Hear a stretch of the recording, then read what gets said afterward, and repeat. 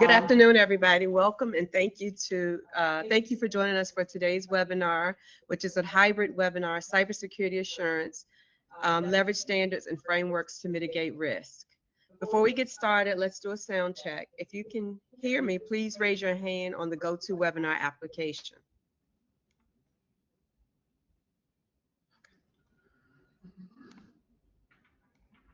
Okay, thank you. My name is Shauna Dixon, and I'm the training facilitator for the Virginia Apex Accelerator. The Virginia Apex Accelerator is funded in part through a cooperative agreement with the Department of Defense, and the Virginia Apex Accelerator is a sponsored program of George Mason University. If you are a Virginia-based business and not signed up as a client, please consider taking advantage of our free one-on-one counseling services. We offer a subscription to bid match service as well to our clients. And I also recommend that you take a look at the sample profile on our website, and I encourage you to familiarize yourself with our website, especially the resources page. Our URL is virginiaapex.org. If you are based outside of Virginia, you can take advantage of your local Apex Accelerator Center. There are over 90 in the country. You can find your local office at the Apex Accelerators website, and that website is apexaccelerators.us.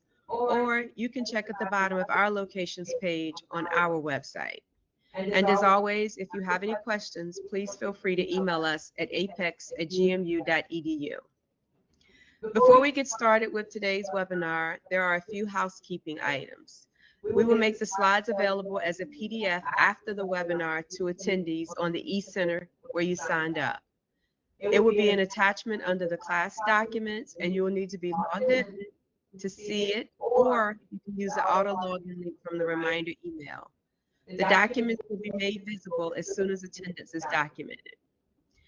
If during today's presentation you have any questions, please type them in the questions window and we will address questions accordingly. For those of you who are joining us by phone only and do not have a screen in front of you, please make sure you email us at apex@gmu.edu to let us know that you've attended the webinar so we can document that. Today's webinar is live and it will be recorded.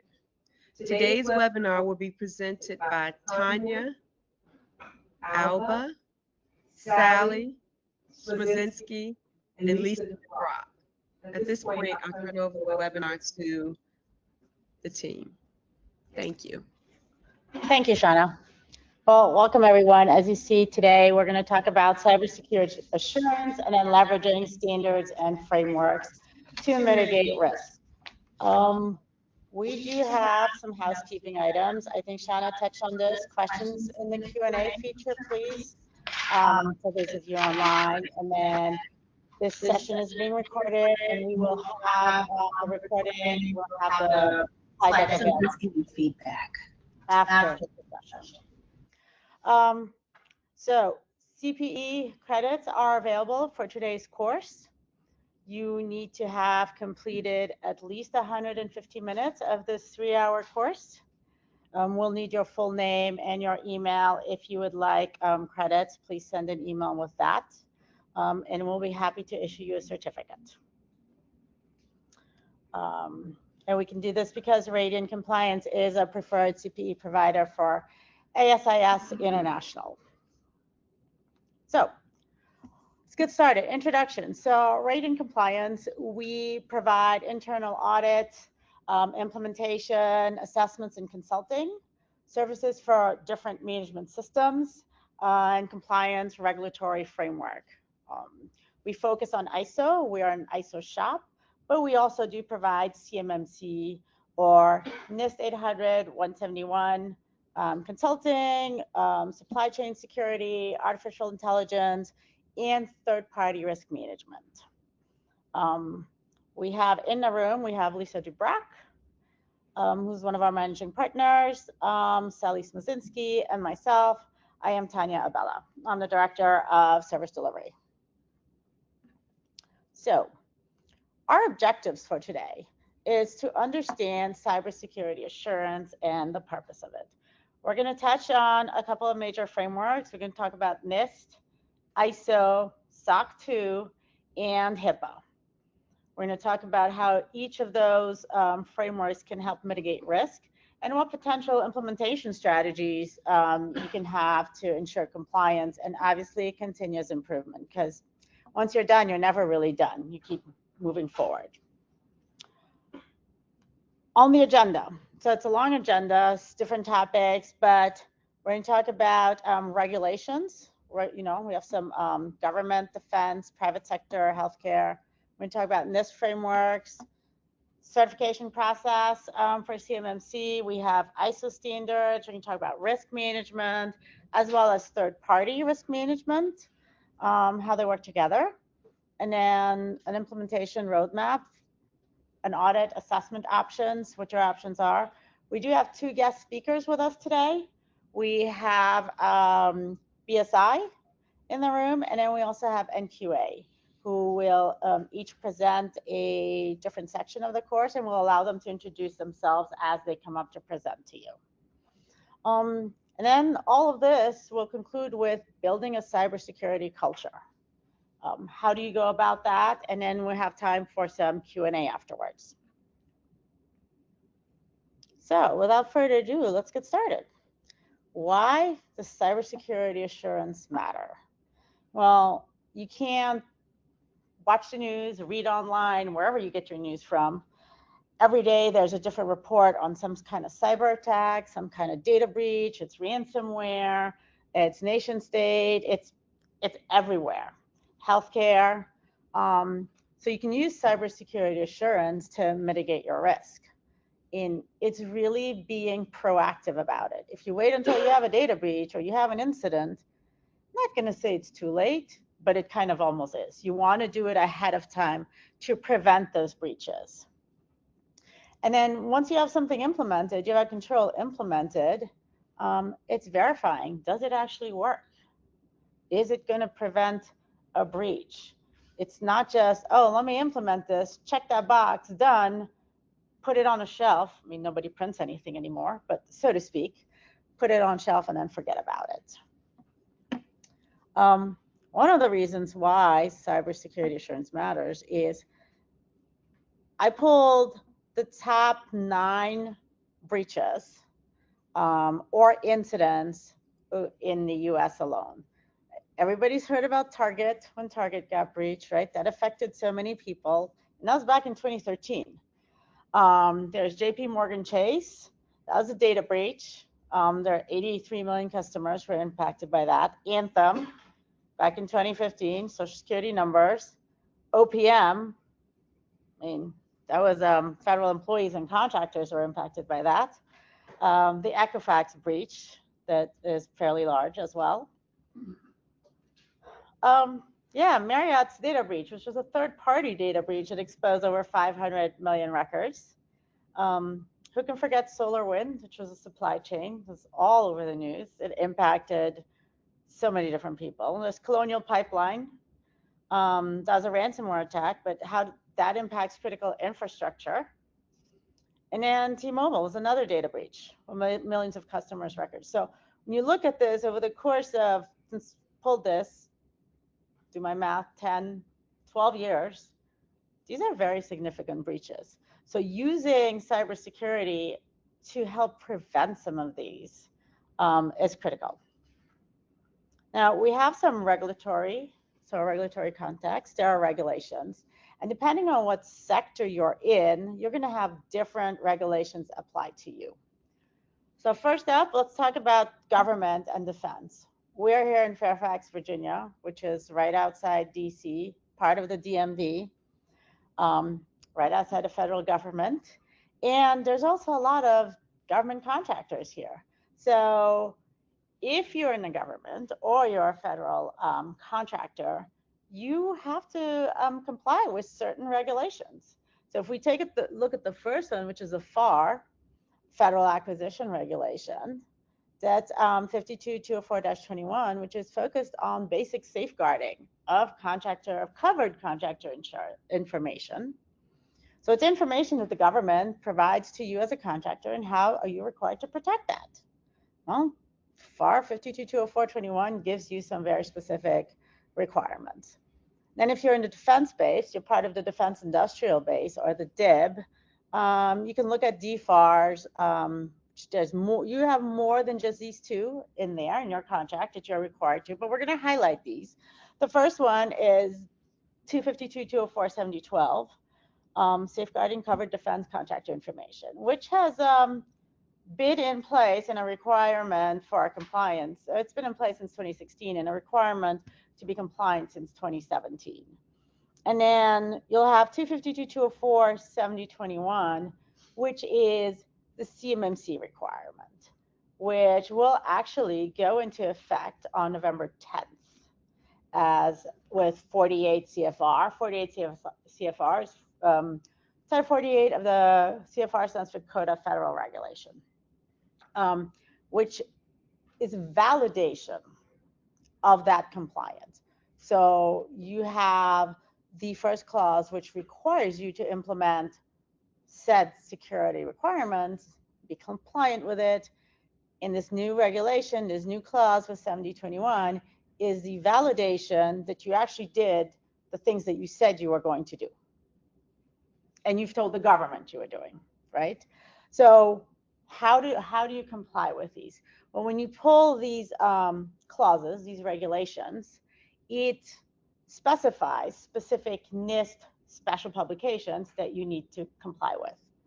So NIST, National Institute of Standards and Technology, publishes standards and guidelines around security and privacy, around supply chain risk management, and controlled unclassified information, and how you need to protect that.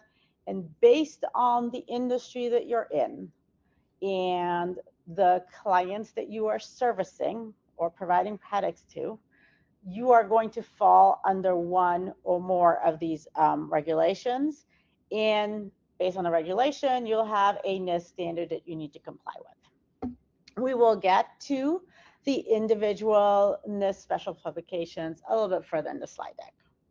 But that's just to give you an overview on the regulations from if you're in the government and defense space. But if you're in healthcare, you have HIPAA, right? Health Insurance Portability and Accountability Act. It prohibits disclosure of protected information to anyone other than a patient or whoever the patient authorized for that health information to be disclosed to. How do you protect that? How do you implement that? There's very specific privacy, security, and breach rules. There's a breach, you gotta report it, whether you're a hospital or a doctor's office. And we've seen healthcare breaches all over the news recently. It's an ongoing thing.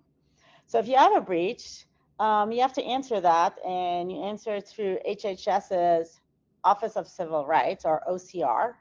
There's some penalties.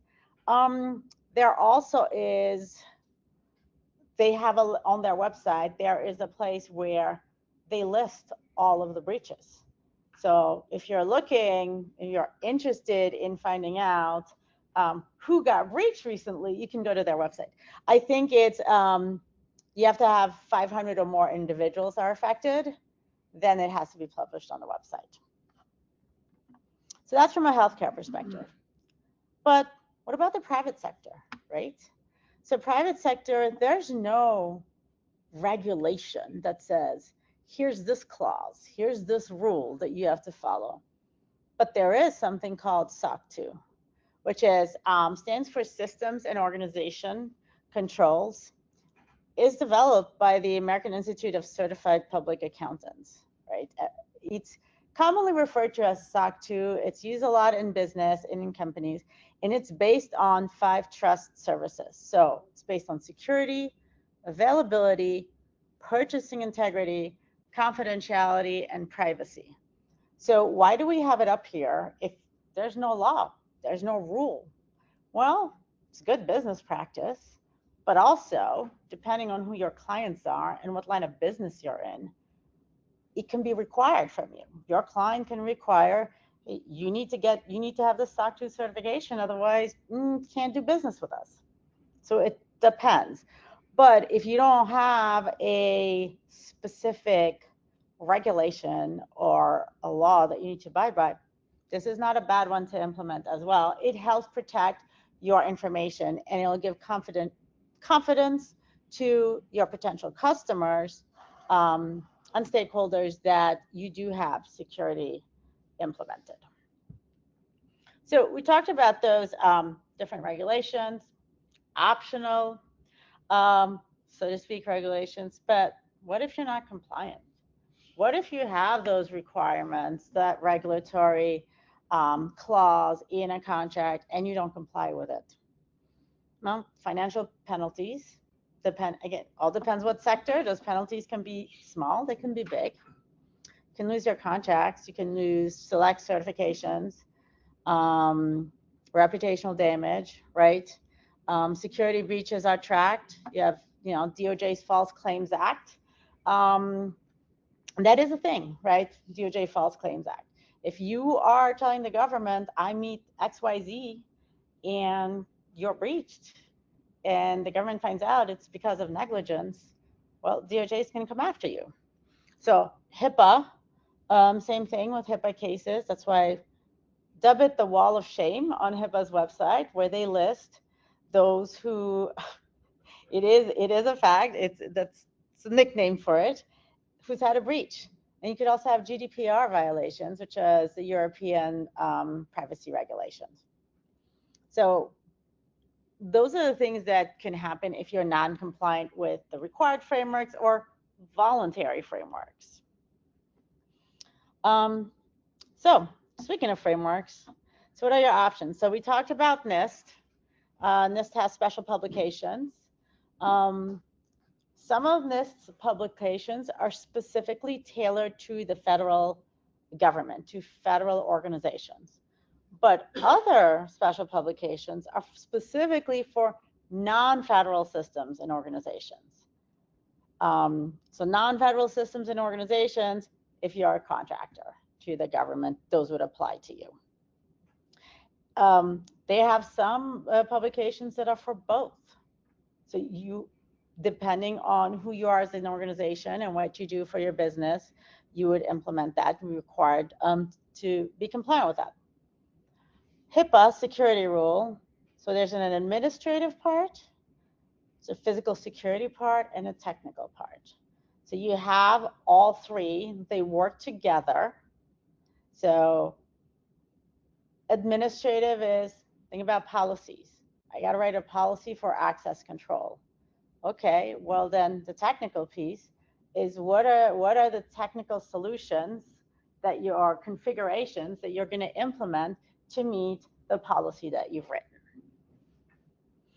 And all that's to protect electronic protected health information. Back to, and we all know about this. We go to the doctor's office, you have to, on an annual basis, you have to sign their HIPAA paperwork that you agree to and who they're allowed to disclose that information to. And then we'll talk about, we have ISO standards for information security, for privacy, for artificial intelligence. Those are the ones we're going to focus on today because we are talking about cybersecurity assurance, not quality. There's also ISO quality, right? And then you have SOC 2. So these are all frameworks that can be used for your organization that you can use for cybersecurity assurance, basically to protect your organization and the information that it holds. Okay. Let's talk about NIST frameworks. Let's break those down a little bit more. So NIST was founded in 1901. So it's part of the United States Department of Commerce, right? We don't really refer to it as commerce. We just refer to it as NIST because that's where we know. We go to NIST online and we go look at the standards that we need.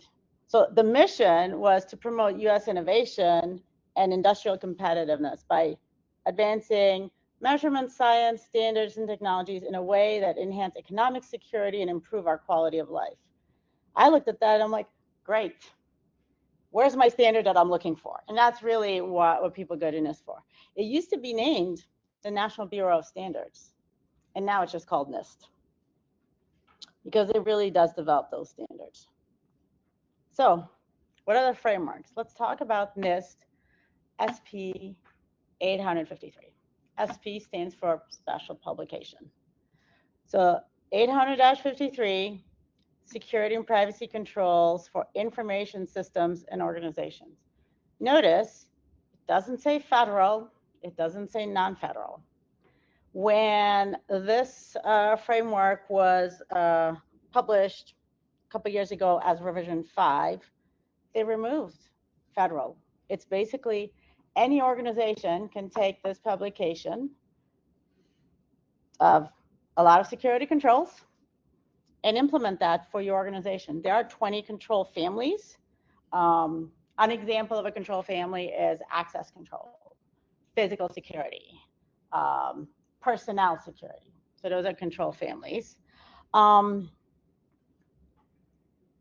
Implement those controls. Well, once you have them implemented, okay, great. I'm compliant, I've implemented them. Well, there is NIST SP 853 Alpha, which is the guidance for assessment. It's, if you're in the space, it's referred to as the determine if statements. Determine if you've done this, determine if this is done. And then there is NIST SP 800-171, protection of controlled, unclassified information in non-federal systems. So this is a subset of NIST 853. This is specifically focused on non-classified information. We're talking about unclassified information that still requires control and protection. So you implement those controls in 800-171. Well, there is also an 800-171 Alpha, which determinative statements used to validate whether the controls were implemented accurately. There's only 14 control families. It's a subset of 800-53. It is focused on the confidentiality of CUI. There's NIST SP 800-161, cybersecurity supply chain risk management practices for systems and organizations. So this is SCRM, supply chain risk management. Focus on your suppliers. Where does your supplier get the service, the product from that they're providing to you, and how secure is that supply chain? Because if they get it from someone who's compromised, well, then whatever you get could also be compromised. 800-37, risk management framework, RMF. How do you do risk management? What do you do to prevent a risk? How do you evaluate if something is a risk? And then what that evaluation, what level of a risk is it? And then how do you treat it? And then there's also NIST AI 100-1. This is a brand new standard focused on risk management framework specifically for AI. And we will talk about AI a little bit further. So this is an example of some of the NIST frameworks that we're highlighting today, focused specifically on the content today. There's a whole lot more out there on NIST. So these frameworks align, right? So you take 800-171, subset of 800-53. There are control families, also can call them categories of security controls. Examples that we wanted to highlight here are, if we look at just specifically NIST, there's access control, incident response, physical protection, right? Pretty common. When you look at the HIPAA security rule, access control, security incident, physical safeguards, common thread, right? Look at SOC 2, there is access control and incident handling as well. So we point this out because depending on your organization, you could implement one or more of these frameworks. There is alignment. It's not, what we want you to think about is, I do this for A, I do this for B, and I do this for C. That is not what you should be doing. If you have a requirement for one or more of these, try to align and integrate, because that's a bigger chance for success. So here are these are the 20 control families in NIST 800-53. Now, if you see here on the screen, there's some of them that are underlined and in bold. Those are the ones that are also included in 800-171. Not going to read you these. We're not going to talk about every single one of them and break it down because we don't have enough hours in the day to do that. But some of these, when you look at them and you're looking to secure your organization, it makes sense. You lock your door at night or when you leave your house, why wouldn't you have physical security on your organization's door?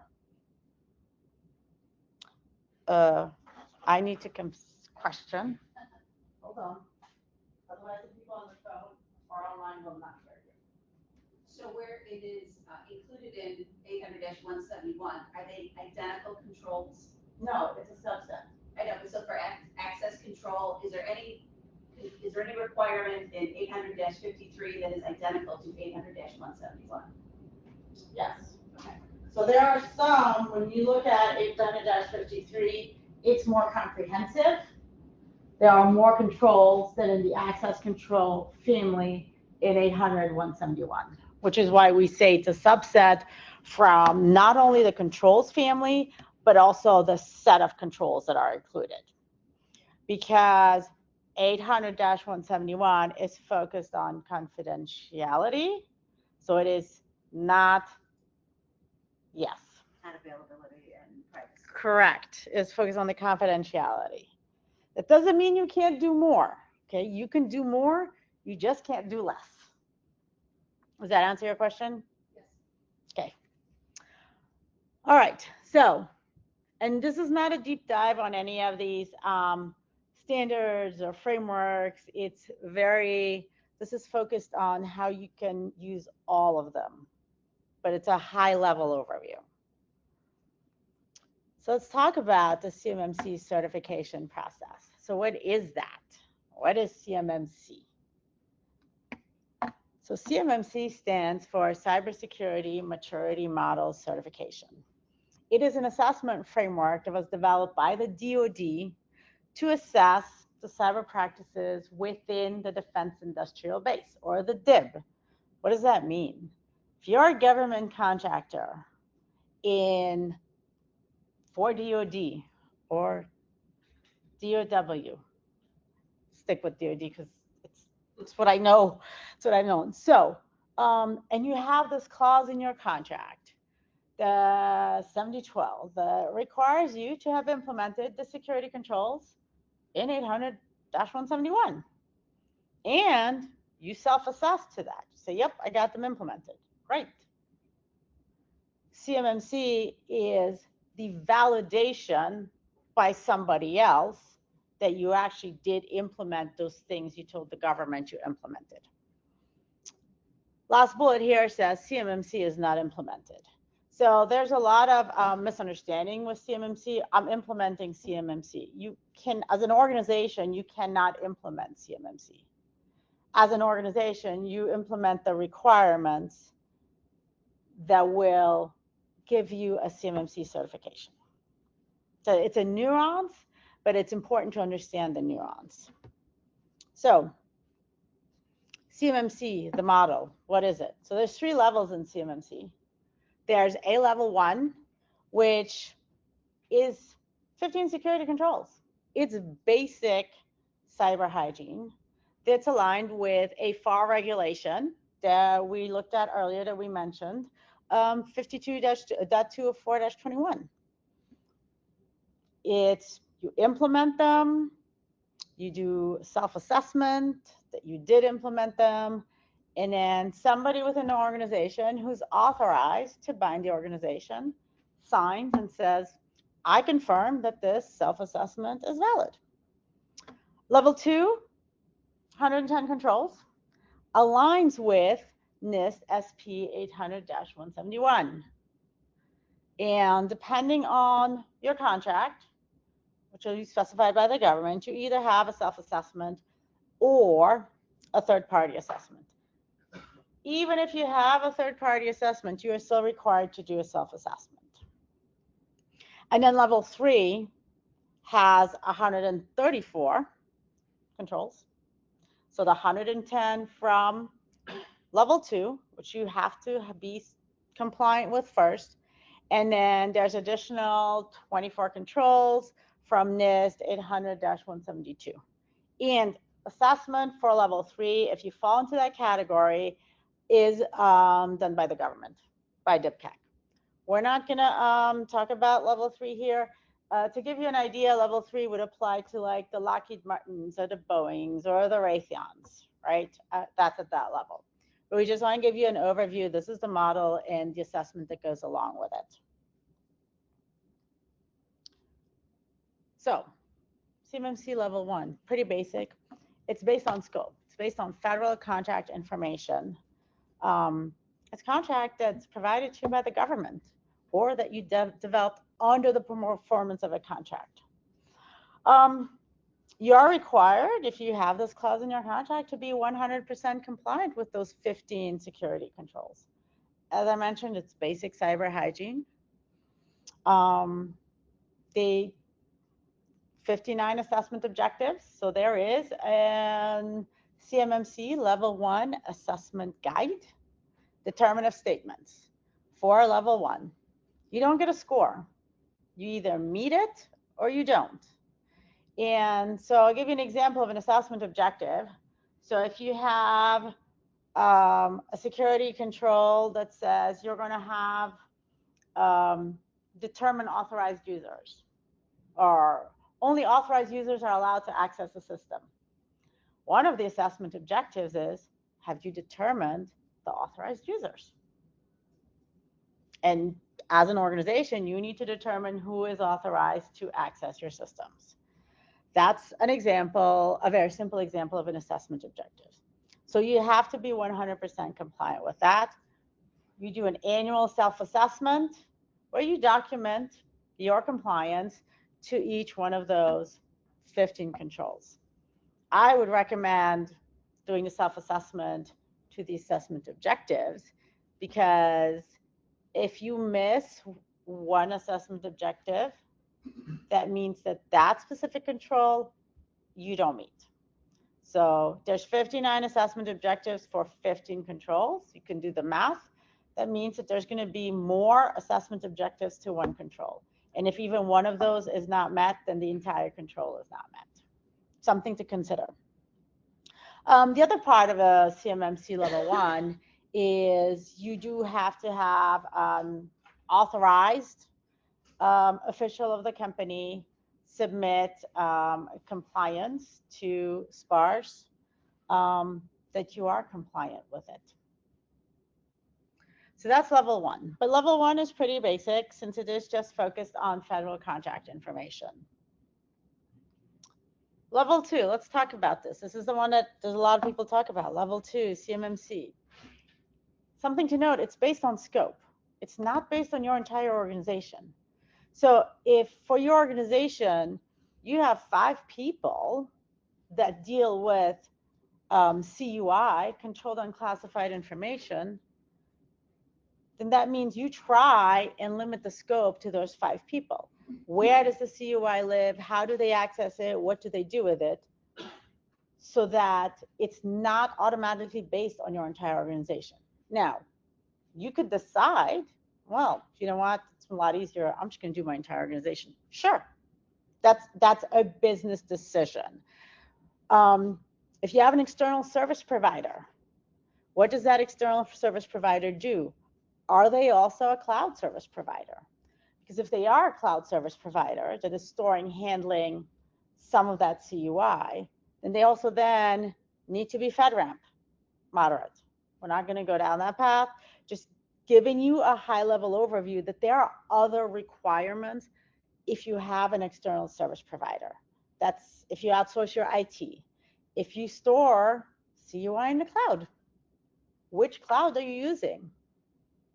Something to think about, right? And that external service provider, depending on what service they provide to you, is going to be part of your assessment. again, because they need to find out like what are their security requirements, practices, what do they do? So depending on your on the type of CUI that you would access, that you receive or develop from the government, you're going to either do a self-assessment every 3 years or a third-party assessment every 3 years. C3PAO, CMMC, third-party assessment organization. Even if you go with a third party, you still have to do annual self-assessment. So you don't get out of doing a self-assessment. So it's based on the 110 controls, NIST 801-71. It is revision 2.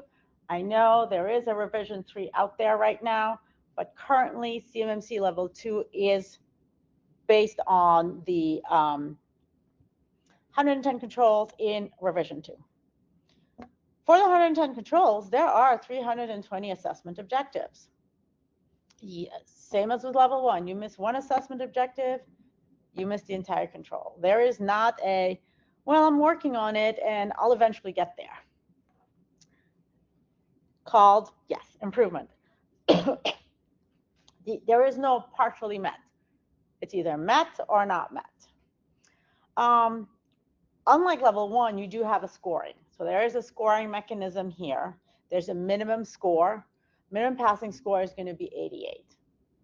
But that only gives you a conditional certification. And you can only get a conditional certification and have POAMs, and I'll spare you the details. Only select controls can be remediated. You can only get conditional certification if select controls, obviously not the high value ones. Then you can, and then you only have 180 days to remediate. So think about it this way. If you're storing handling CUI in a system that doesn't meet the requirements and you try to get certified, you can't fix that in 180 days. So it's really kind of the low-hanging fruit. You have to flow down the requirement to your subcontractors. So if you're a government contractor and you have second tier or third tier subs, you flow it down to your second tier flows it down to the third tier. And then you need validation that your subcontractors are actually meeting these requirements. Otherwise, you can't flow CUI down to them. Annual affirmation gets uploaded into SPARS as well. Difference between a level 1 and a level 2 is that the results from your assessment get uploaded into SPARS as well. And if you have a third party do your assessment, it's uploaded into EMAS. That is done so that the government can go look and see whether said contractor is actually compliant or not. Did they pass? Do they have a certification? Do they not have a certification? Did they fail their certification? All of those records are uploaded. So, could we do a short regulatory framework exercise? For you guys online, if you could put your answers in the Q&A or in the chat. The chat, okay, in the chat I've been told. So, which control family do you think improves an organization's security posture the most? So this company, Acme Services, has several problems. They have weak passwords and too many user privileges. Their systems are not patched regularly. Employees click on phishing emails because they don't know any better. No clear plan for how to handle security incidents. And the company now is like, help, what area do I fix first? So give you guys a couple of minutes online to type in the chat what you would think. Can you put up the list again of what the control? The control families, sure. Yes. Okay. And then here in the room, we have it up on the screen. Do you have anybody responding online? Not yet? Okay, so I can walk around and come to you. Who wants to go first in the room? if anybody wants to go.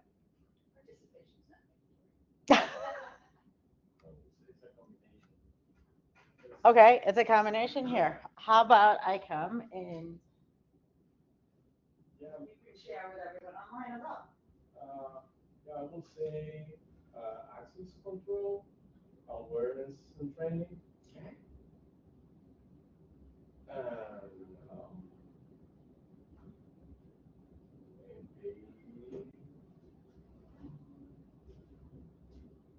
and maybe personal security.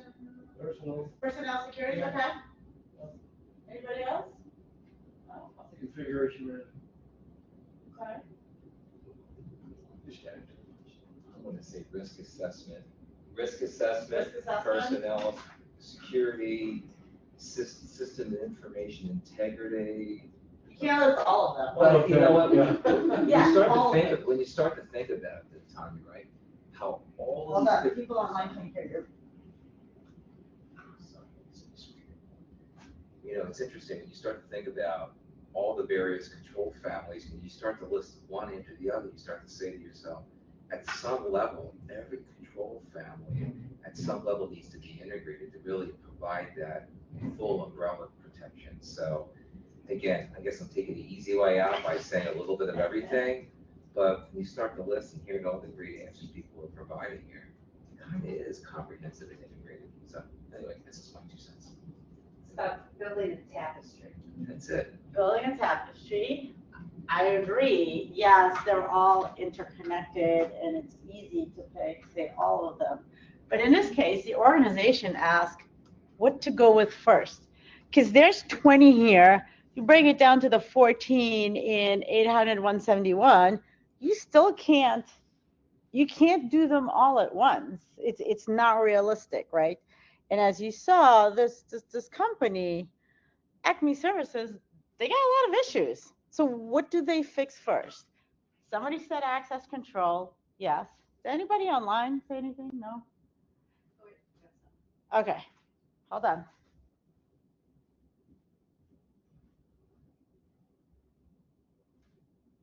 Annie's still ready.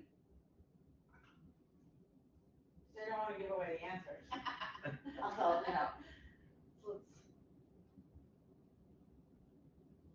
Yeah, so people are raising their hands, and we appreciate that, but if you don't have access to the chat, it seems that might be the case. It is on your dashboard, so hopefully you can see it, and then you can put your questions in there. Okay. Well, let's give them the answers. Yeah. I mean, some of them were actually said here in the room. So access control, yes. Because 2 reasons why. You need to manage who can get access to what, right? But also through access control, you're going to limit privilege access. Privilege access is, for those who don't know, admin access. Somebody said configuration management. Yes, because that's what you use to keep systems patched. This company, obviously, they're not patching. So patching reduces vulnerabilities, right? Awareness and training was said, because you got to teach your people. Don't click on phishing emails. What's a phishing email to begin with? And then don't click on it. How to spot one, right? Something that nobody said is incident response. They don't have a clear plan for how they're going to handle their incidents.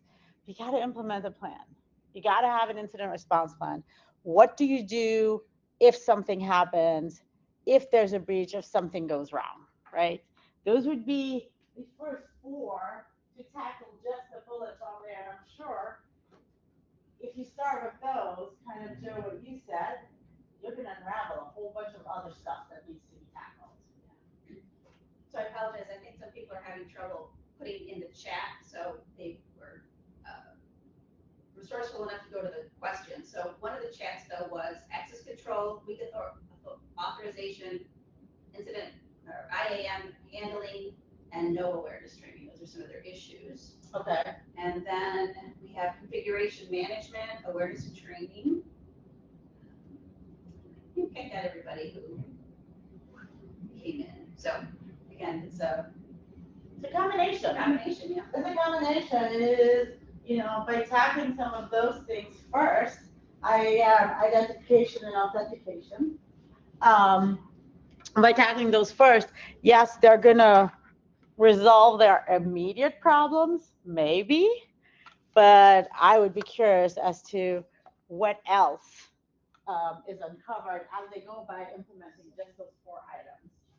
I would say with that, you also have to have policy and processes. If you don't have a security policy that tells you what your access control should be, that talks to you about what's your configuration management and how often you're going to patch, etc. Your systems, you've got to have that baseline in place also. Absolutely. You can't, this is not just about a technical implementation. Access control is not just a technical implementation as to what user gets access to what. If you don't have it documented in a policy that this is how we handle access control, this is what privileged access looks like, and here's how we handle privileged access. If that's not documented in a policy or in a procedure, then how are your people going to know what they need to do? And I think that oftentimes the reaction is, let me just go do. Well, going to do, you have to have a plan, and you need to document what that plan is so that you know what to go do. Okay? Break time. So it is 1:48. Let's take a 12-minute break. Yeah. Come back on the hour wherever you're located. Can you mute me? I'm sorry. Should be muted. Did you go back? Yeah, but she goes out of the presentation. She's gonna go out of the presentation to do the break.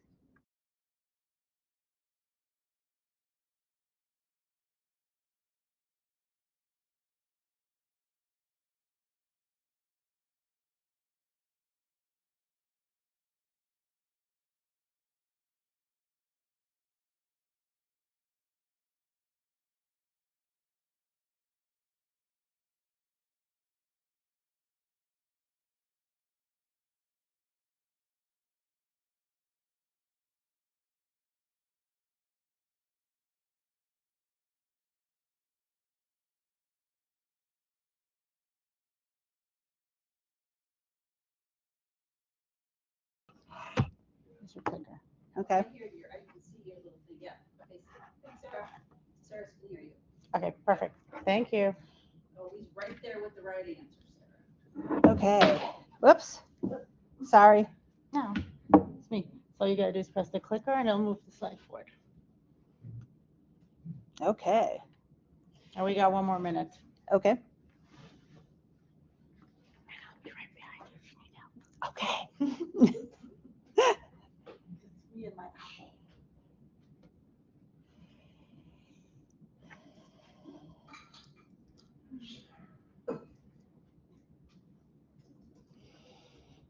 Okay. It's 2:00 here in Virginia, so we're going to get started.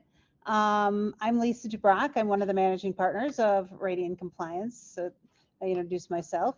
I'm going to start to talk to you about ISO standards. I'm also going to be joined in this section with my business partner, Sally Smozinski, who's going to talk to you about the brand new AI standards that we have in ISO. So we're going to get started. So what is ISO? Funny enough, it's the International Organization of Standardization, not the International Standards Organization. And everybody goes, well, why is that? Because when ISO was created, they thought about the isosceles triangle, and so they made it ISO instead of iOS. Okay. It assists in facilitating world trade. That is really why ISO is there. So that if I implement a standard in America and a client of mine implements that same standard, or a supplier of mine implements that same standard in South Korea, we're talking the same language to each other. So it was put together to facilitate world trade. At first, however, one of the first standards, a couple of stories here, one of the first standards was the railroad gauge. Because across Europe, there were these problems with the fact that every country had a different gauge to their railroads. And so they needed to standardize across Europe what was the standard railroad gauge. And they needed a way of doing that. Okay. One of the other first standards, which I find fascinating, is you go around the world and there is differences in every fire hydrant. Even here in the United States, you might have green fire hydrants that are short, you might have red fire hydrants that are tall. Different types of fire hydrants are literally all over the country. But do you know what the one thing is standard? Is the bolt on the fire hydrant and the wrench that tightens and loosens the bolt on the fire hydrant. So in essence, I don't care what your fire hydrant looks like. What I care about is that no matter what, I don't have to worry about saying to that engine company that you have to carry 3 or 4 different types of wrenches. Because that one universal wrench will hit every bolt because the bolt and the nut is the same. Okay, so that's why we got standards. That's how we got into this world of standards. So assisting in facilitating world trade. They're headquartered in Geneva, Switzerland, which I don't know if you've ever been to Geneva, Switzerland. I've been to Geneva, Switzerland for ISO, and it's a beautiful city. I wish I could go back, but right now that's not in the cards. It is considered a non-governmental international organization. So ISO is in the business of making money. And funny enough, there's only one way that ISO can make money. It's to design standards and publish standards. Because whenever you buy a standard, you're going to be giving a little bit of coin to ISO to be in this beautiful building in Geneva, Switzerland. As of January 30th, 2024, there were more than 25,000 ISO standards. That's a lot of standards. But think about it. Food safety, electrical safety, all types of standards are out there. Medical devices, things of that nature all require standardization through ISO. So there's lots and lots of ISO standards. The standards development process requires that all ISO standards participate in periodic updates and reviews, because it follows a concept of plan, do, check, act. Okay, so that means that continual improvement is baked into every single ISO standard. The typical update requirements is 5 years. However, you can get an extension on that for 2 additional years. Or you can at 5 years say, my standard hasn't substantially changed, and so we're just going to re-up on the standard. And I know there's a technical word for it, but re-up on it. And we're going to keep it for another 5 years. But you've got to do something. You've got to be thinking about that standard and what you're going to do with it every few years. Standards are developed in technical committees. Why is that important? Because think about 25,000 standards. You don't want the same people working on all 25,000 standards. So you set up a very formalized technical committee structure. We're going to talk about one of those structures here in a second. And the information security and privacy standards that we're going to talk about here, because that's cybersecurity, right? Information security, cybersecurity, is the technical committee one. And so that's where we're going to be focused on here. And even within technical committee one, we're just going to look at the subcommittee 27. There's a ton of subcommittees in this family also of JTC1. Oh, why is it JTC as opposed to CC? Because it's a joint technical committee, because the International Electrical Commission also has joined the concept of ISO for the purposes of cybersecurity, information security. And in fact, when you look at a standard within this grouping, they all start information security, cybersecurity, and privacy protection, dash, and then go into what the actual meaning of the standard is. There are 70 published standards in this committee, and 30 right now are under development or upgrade.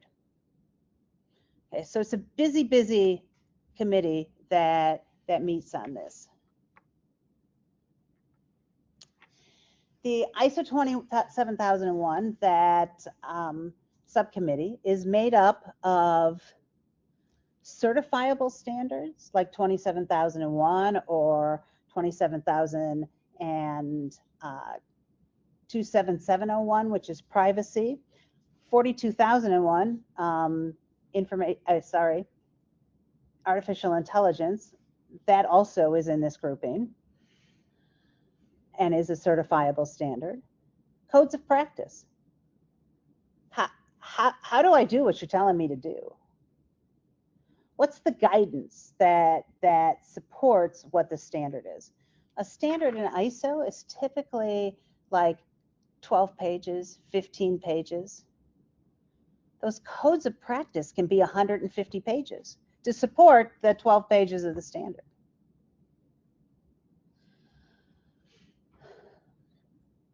So, guidance documents and security techniques. Security techniques.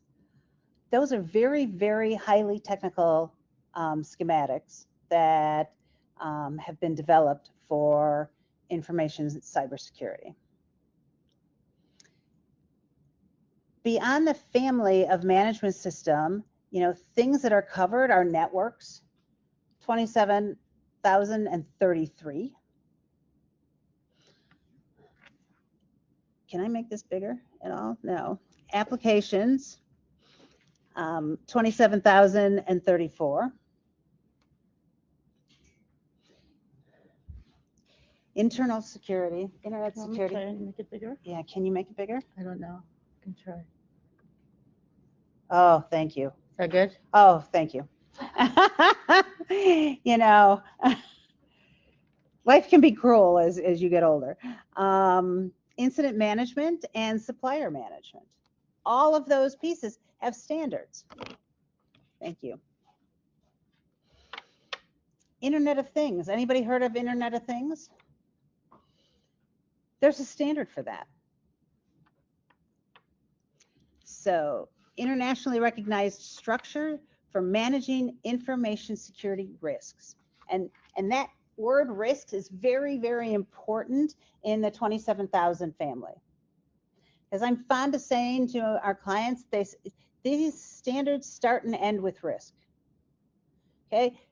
You're going to always be talking about risk. I am never so happy as when a client says to me, "Oh, I've got it.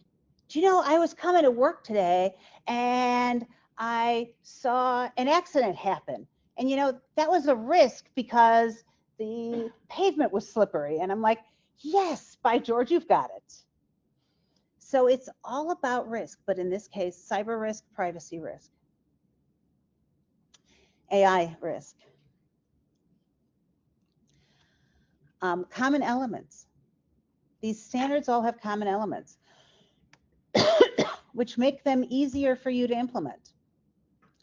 You say, no, really, they don't, Lisa, but they do. Because in all of these standards, you're going to have common things to look at. Who are the interested parties to the system you're going to be implementing? What are your internal and external issues? What objectives do you have? What reporting is there going to be and monitoring is there going to be? Those types of things are standard throughout the actual certifiable standards. And then there is instead, a lot of differences. 27001 is about information security. How do I protect that information asset? Privacy is about privacy, right? It's about how do I protect that personally identifiable information. So a subset of all of information security, but specific to, and that's where using different regulations, GDPR is a huge support to 27701. GDPR in the European Union for privacy is a big deal. So the basics. When you're thinking about implementing a ISO standard for information security, there's two granddads of the security world, 27001 and 27002. 27001 is the standard itself, 27002 is the code of practice. So when I look at that standard for 27001, I think it's like 16, 17 pages, might even be 18. But when I look at 27002, it's over 100 pages. What's the difference? In the 27001, it is set up to have shell statements.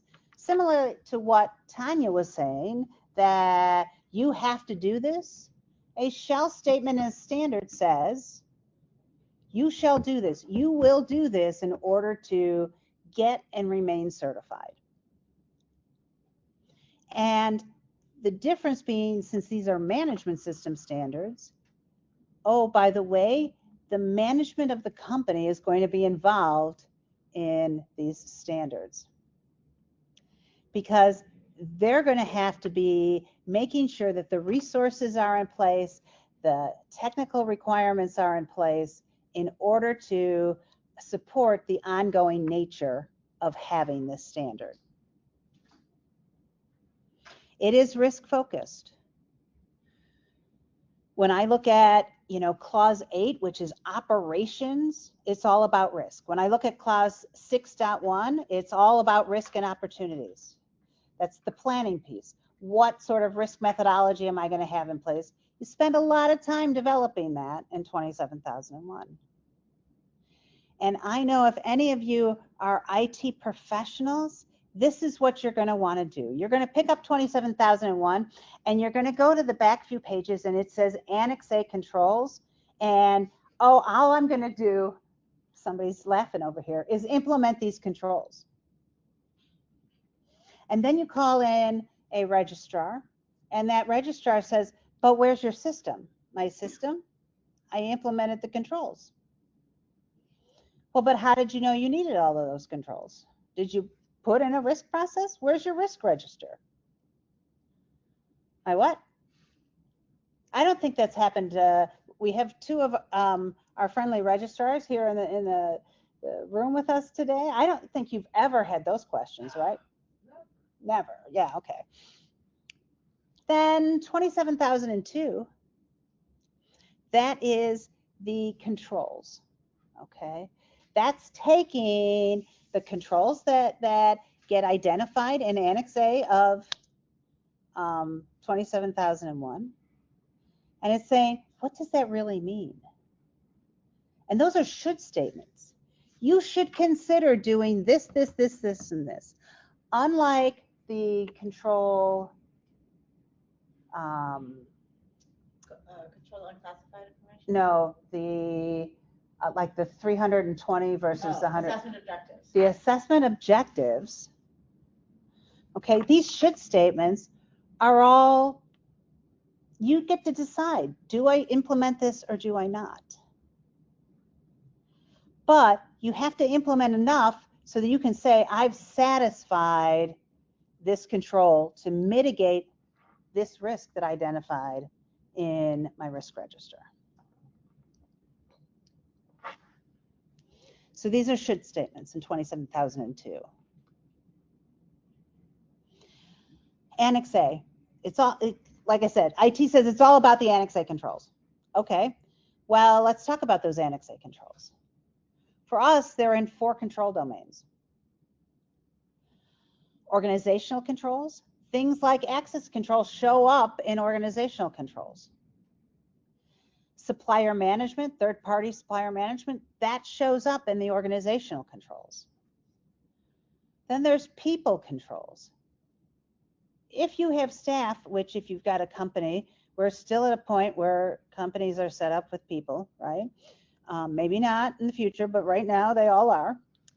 Screening. How do I screen and what do I screen in order to hire somebody? How do I deal with remote working? What's the policy for remote working? And then there's physical controls. Oh, there's access controls also and physical controls, but this is access controls. For physical, for how do I get in the building? When can I get into the building? Can I get into all of the offices within the building? Is there a data center within my offices? Is there a LAN room? And how is that secured? So physical controls. Plus, oh, by the way, I've cabled that office. How have I cabled that office? What do those cabling schematics look like? So physical controls.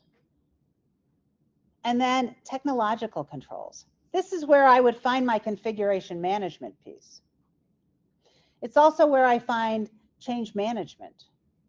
Because now that I've got all these systems I have to deal with how is change introduced into those systems. And again, remote working. So things show up in multiple areas, but you've got this level of Annex A controls. And that's what I said. If you're an IT person, man, you're going right there. And what we do is pull you back and say, okay, well, let's start with risk. Because there's going to be different risk if I'm on the side of a volcano in Hawaii. I don't have that volcanic risk in Chicago, where Sally and I are from. I have different risks. And we need to know what those risks are.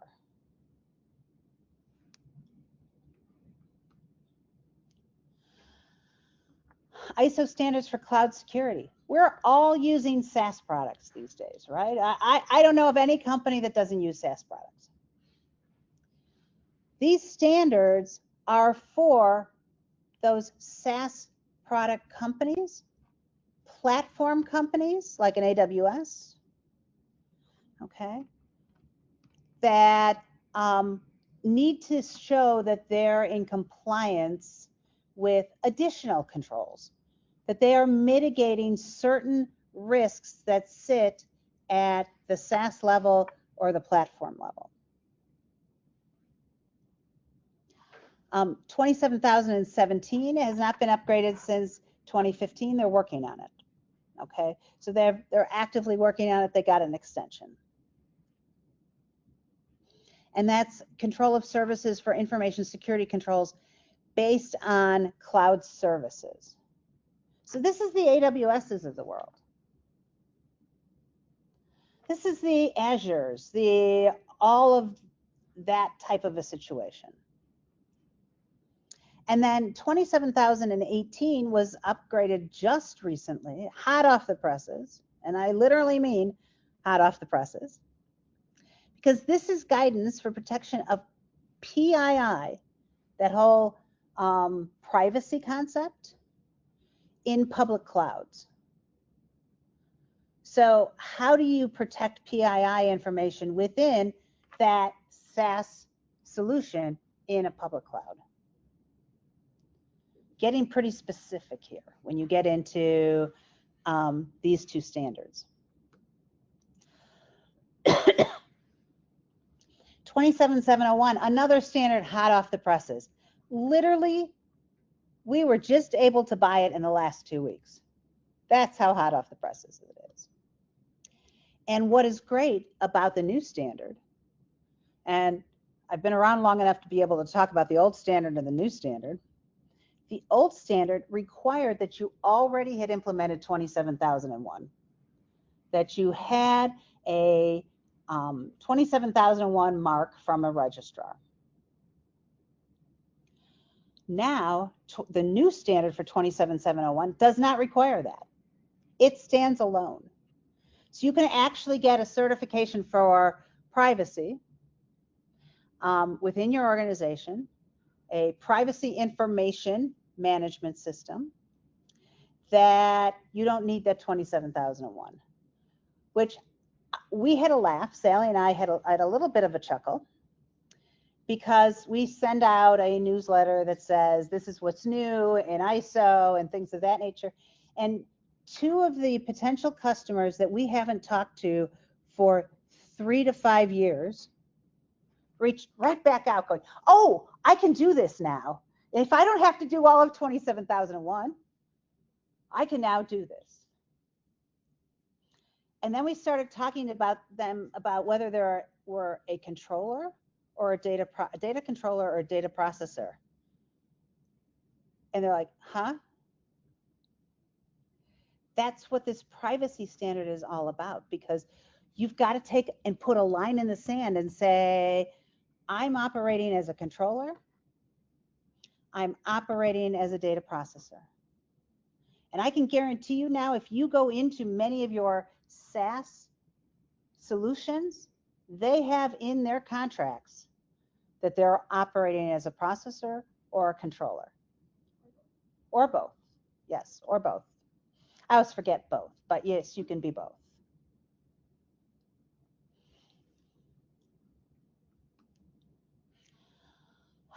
So now that's where I'm going to turn it over to Sally to start talking about artificial intelligence. I'm going to ask, does anybody have any questions?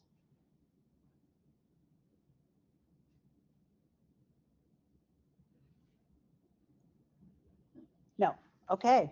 So then you get this, and I get to leave. For now. Okay. Can you just sit there so we don't have to like? Sure. Sure. Yeah. Be happy to. Actually, Sally, I do have one question. Yes. So in your industry, Hold on. I forgot about this.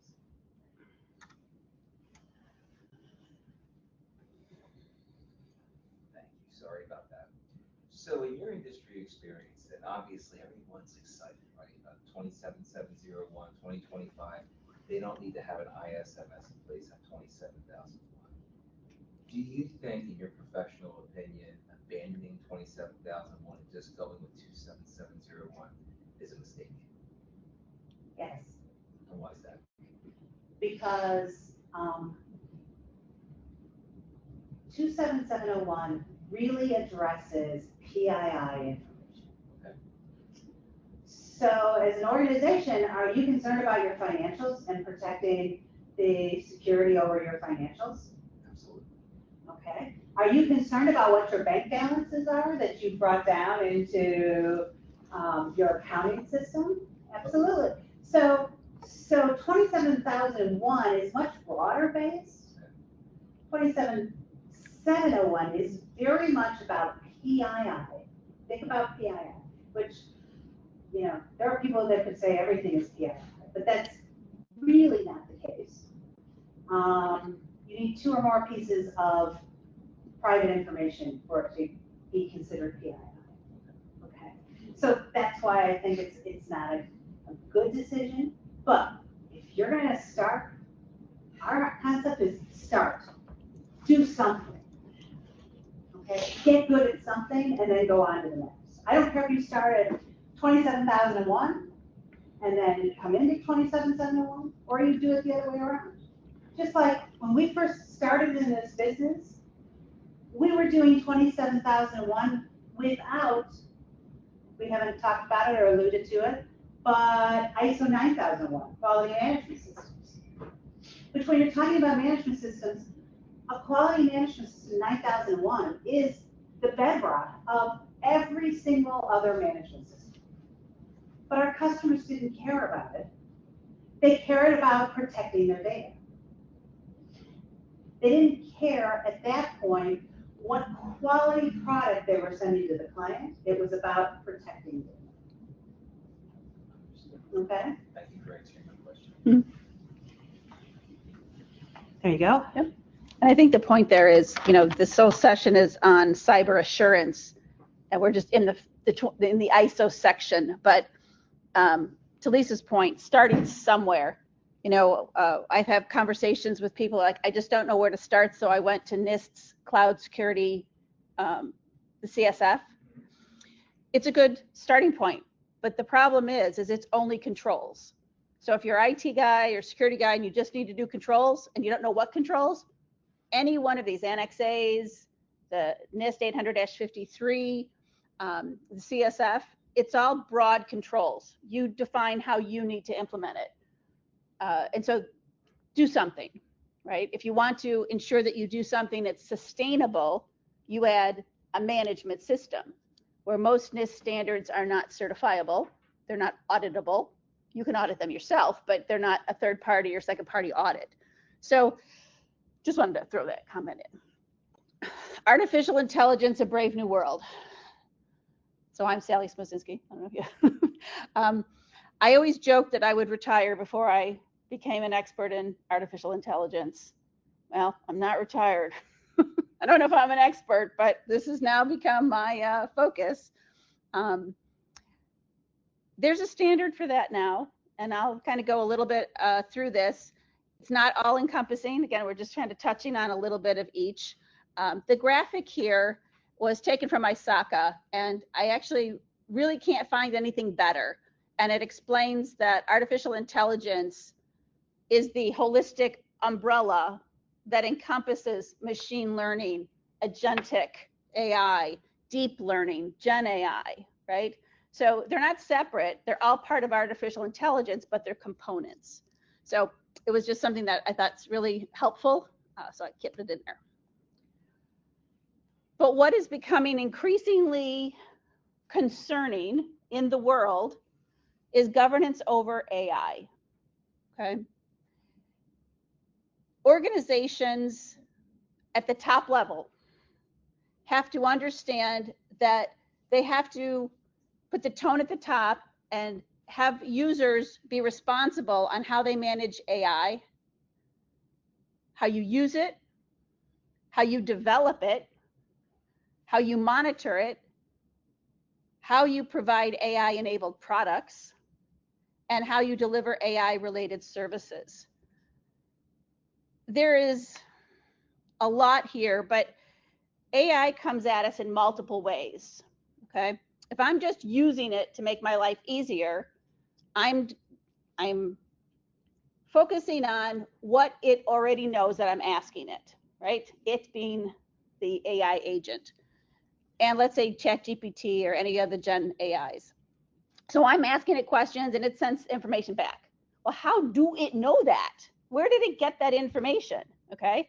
Part of it is to train it. The creators of that trolled the internet, right, and pulled in information. But a lot of humans, in their desire to do and use AI, put stuff in it too, right? You might put in your marketing information, you might put in some personal stuff, you might put in, some research papers you did. Once you put it into a Gen AI, open AI system, the world owns it. You no longer have control of that information. So what keeps me up at night is every day, every minute, every second a data breach. I know I'm very weird about things like that. So how are we governing this? You know, we get clients to say, oh, we're so supportive of ChatGPT, so we're encouraging everybody to use it. Well, they're a highly classified federal contractor. What are they putting in a Gen AI, right? So it's really important to understand how AI is going to affect the organization and at what entry point, okay? So when I was putting these slides together, what are the risks? It's not one slide. You know, it's a lot of slides. But at the highest level, thinking about the example I just gave you, data security is the biggest risk for AI. The benefits to us consuming that information is exponential if it's correct. But putting protected data in an open AI system, how do you control that? I mean, from a business owner perspective, yeah, we have an acceptable use policy. You cannot put any of Radian's collateral into an open AI. Okay, but what if I don't see that, or I don't realize it, that what I'm doing, I don't know the ramifications because I'm just somebody who's on board of all this new technology and I want to use it, right? But the ramifications of that, of putting information in that's not public or that you don't want to share to the world, you think you're putting it in for your consumption?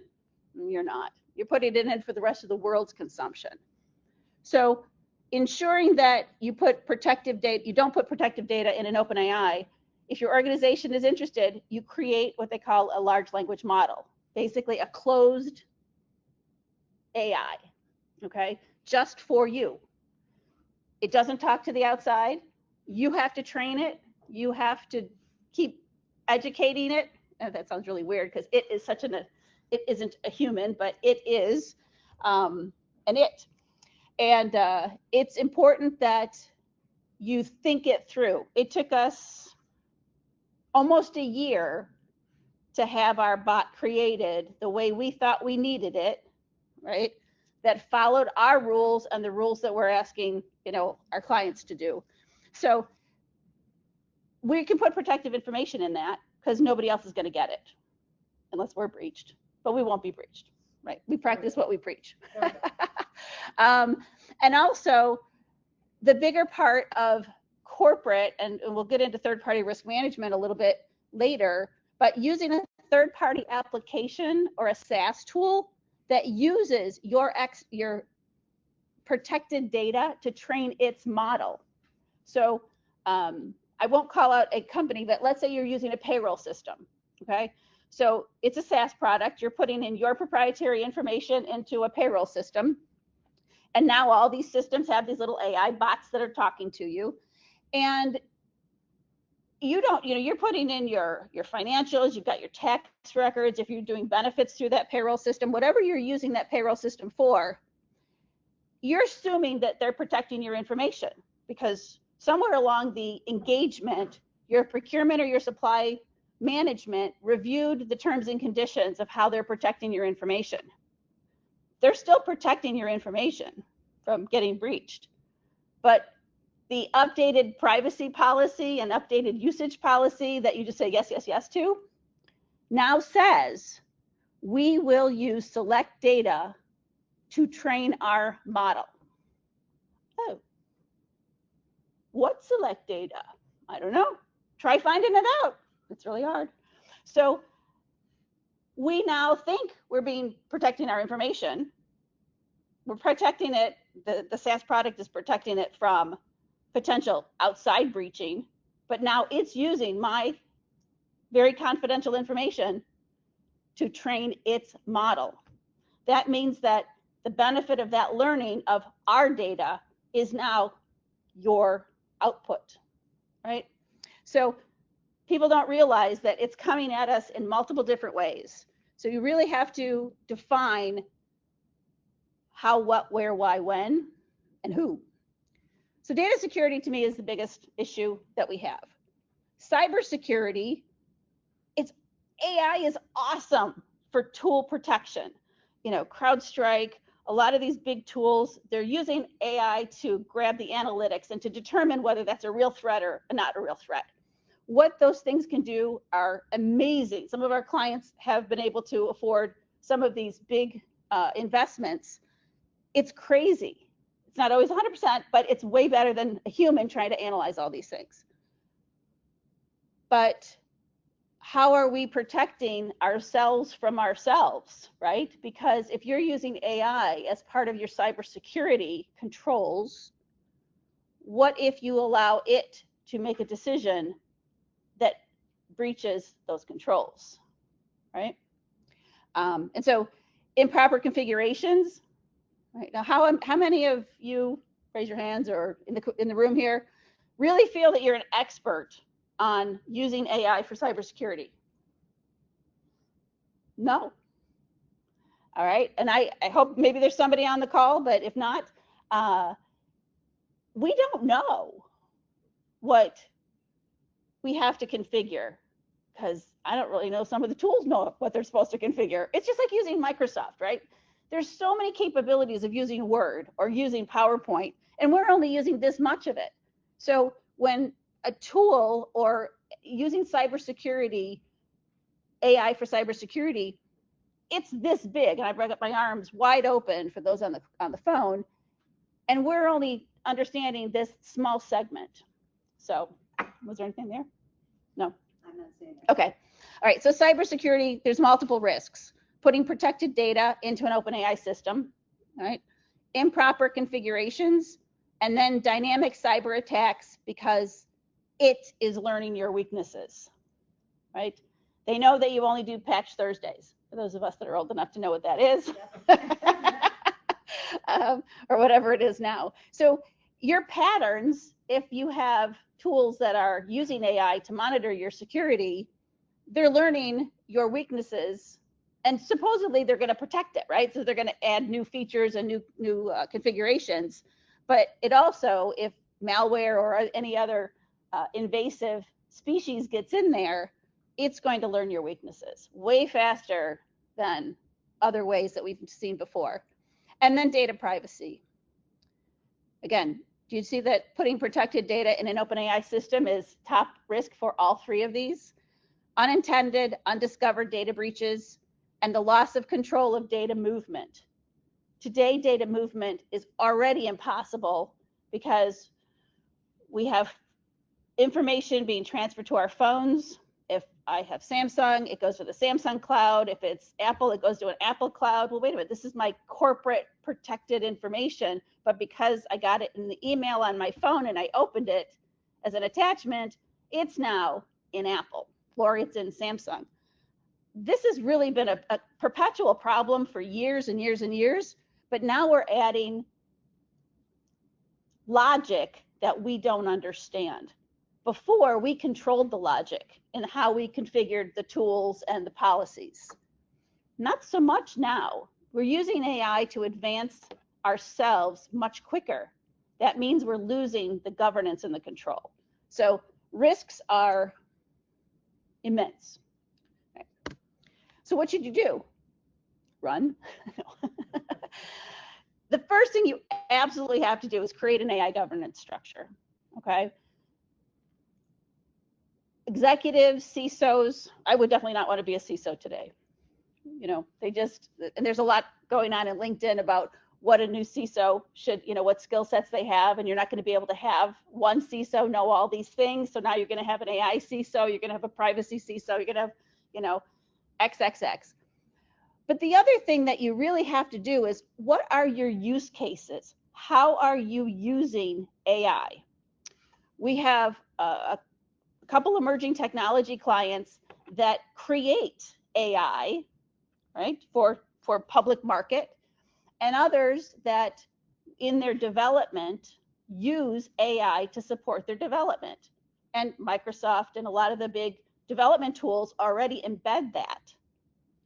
So you're using a third-party AI agent in your development that you're now selling to whomever. How are you using that AI, right? So as the purchaser of that technology, how is that AI using my data?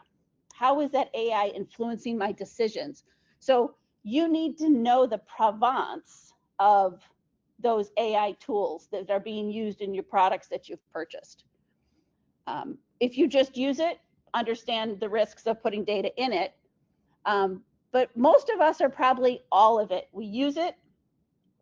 We use tools that use it. And then there are those that create those tools that create the AI agents, which are being created daily, either internally or for external use. So how do we risk all of those use cases? Okay. There is an AI impact assessment, very similar to data privacy. There's a data privacy impact assessment. You're going to need to understand the impact of those 4 categories: using it, developing and using it, and selling it in your product. So you also have to ensure the competence of key players. Okay, we're a small firm, so word spreads fast in our organization. So it's easy to control or at least communicate what we need from our team. We all do ISO, we all implement standards and security, we all audit them. So we're a pretty good crowd to base feedback, right? So our competence of our key players, not all of our team know AI because it's not there yet for them, right? They don't have a need for it. So you have to figure out how you're going to make those people competent even when you're not, right? So you have to continually monitor for my favorite, shadow AI, okay? Which basically means your organization says you will not use an open AI agent in the corporation, but you have multiple devices and you have ChatGPT on your phone, and how much of your day-to-day of your corporate life is on your phone? So that agent is working, right? An agent's reading your phone, it's reading whatever you've configured it. Oh, did I configure it? I don't know, I just downloaded it and said yes, yes, yes. And so it's doing all these things that I don't know. So that's shadow AI, right? We can protect, it's just like shadow IT. We can protect ourselves as much as we think we can, but our humans are always, not always intentionally, but are always going to outsmart us because they want to use this technology. They want to attach that external hard drive. They want to use a cloud service that isn't been approved by procurement because that's what they want to do. And they seem to be able to do it because nobody's stopping them. Now, companies that can invest highly in security tools, you close down the USBs, you're not allowed to open accounts, for things like that. It's hard to manage. But the biggest thing is eyes wide open. Understand that this is a fast moving train, and there's going to be a lot of derailments along the way. So eyes wide open, have the conversation. But what about 42001? That's where we kind of started, right? So like a lot of other regulations that seem to need to crop up, there's a standard for artificial intelligence. There's an EU artificial intelligence framework. There are other frameworks popping up. NIST has a framework. CSA, the Cloud Services Alliance, has a framework. Again, the difference is ISO is auditable. Okay. So 42001 has your standard clauses, like Lisa said, the operations, and 6.1 is risks and opportunities. So if you're used to ISO, there's a structure that is common. But it focuses on governance and management of AI technologies and usage. It has an Annex A control. Okay, so those Annex A controls are policies, how you're using it internally, the resources, assessing the impacts of each AI system. You may have 7 or 8 or 20 or 100. Every one of those should have impact assessments based on how you're going to use it and how you're going to train it or where it's been trained. AI system life cycle. So what happens when, OpenAI is now AI 5, like Chat 5, but when they're at Chat 10, what do you do with Chat 5, right? Are you going to just keep using that? Is there legacy? If we find that there is an agentic agent that has total all these faults, how are we going to get that out of our environment in order to kill that so that we can get onto the latest and greatest? So the AI system lifecycle, the data that you're going to use or is using, info for interested parties. Again, that's a very ISO thing. But again, the use of AI systems and third party and customer relationships. Your customers could be using your proprietary data, right? Because it helps them. We're going to load up all this stuff that you gave us, and it's copyrighted material, but it's okay. I'm going to put it in there. How are they going to know? Because it's my internal LLM. Someday they're going to know. Someday they're going to put something on that licensing that they're going to know. And I think that's already technology that exists. So ISO 42001, similar to the statement of cybersecurity, it's something. Start somewhere. There's really not enough structure around using and developing AI. This standard is really very good to get started. Okay. NIST, gotta love NIST. Our tax dollars hard at work. They have an AI innovation lab. There's a center for AI standards and innovation. There's AI resource centers. There's AI consortium. Okay. NIST is very engaged in the world of AI and being that governance voice for us. Okay. It's great. You gotta go to that site. You gotta sign up for some of these alerts.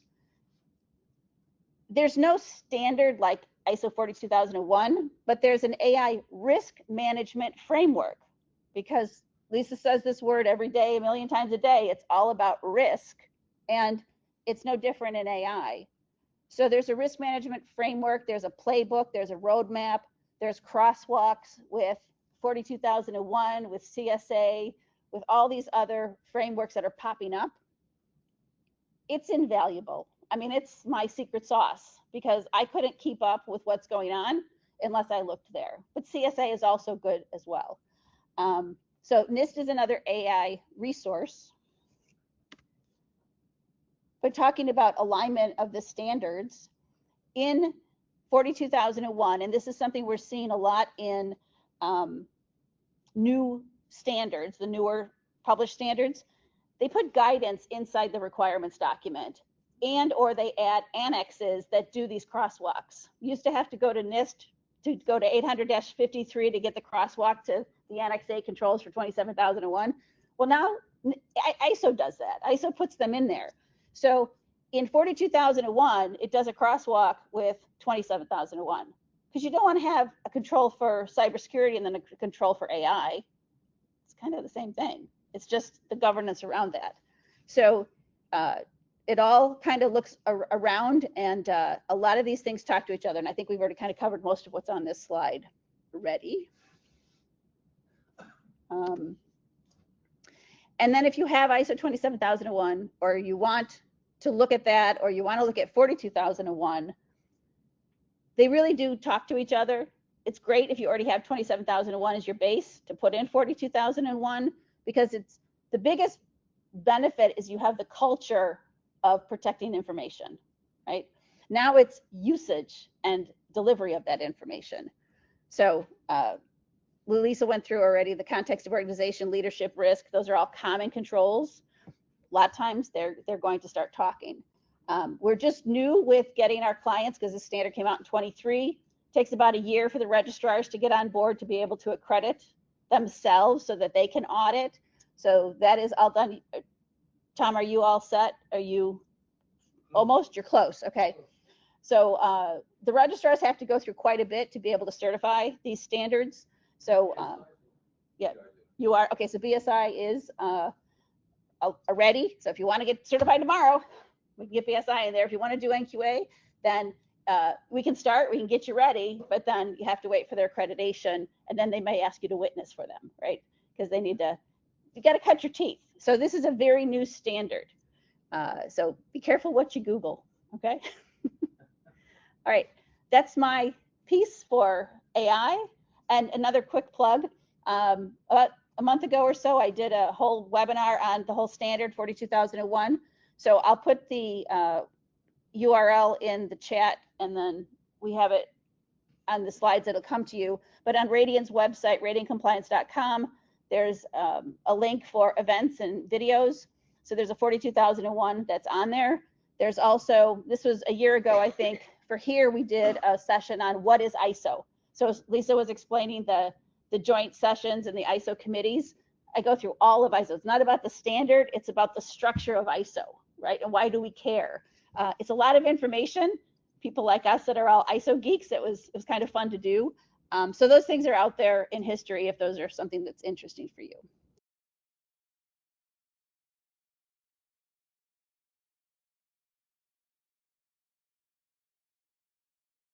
And we're going to start talking about my favorite thing to talk about, which is risk management. You know how I said that I tell the clients, you know, these standards, they all start and end with risk. Because it's all about what is the risk in your environment. Pick any of them, Sal. And how are you going to mitigate those risks? Okay, so very interesting there. And risk management is used in all of these frameworks. It's used in cyber, it's used in privacy, it's used in physical, it's used in third-party supplier management as risk management in it. And then, but as part of that, where do I start? Okay, well, you got to start with what is the risk methodology you're going to implement? You know, we have most of our clients implement a fairly standard, easy risk methodology. But there's always the outlier, right? You know, we've got one of our clients is part of, they're the North American arm of a Japanese conglomerate. And that Japanese conglomerate said to them, you've got to follow all of these criteria. Basic risk, impact times probability, okay? Numerical, or high, medium, low impact, high, medium, low probability. What does it come out to? Medium, high, low risk, right? No. This Japanese conglomerate said you've got 4 different variables for likelihood, and you've got 4 different variables for impact. And so that means you've got 16 at the high, medium, low when you're evaluating the risk levels of each, and then you've got to multiply them together. Oh, it was, trust me, and Tanya, when I say there was many hours put into building this risk model for them, okay, based on the Japanese parents' requirements. But the rest of the model looks exactly the same as you implement, because 27001 in particular is very, very good. In fact, when we put a risk methodology together, we say column A is this, column B is this, and we go through the requirements of the risk methodology on the actual risk register.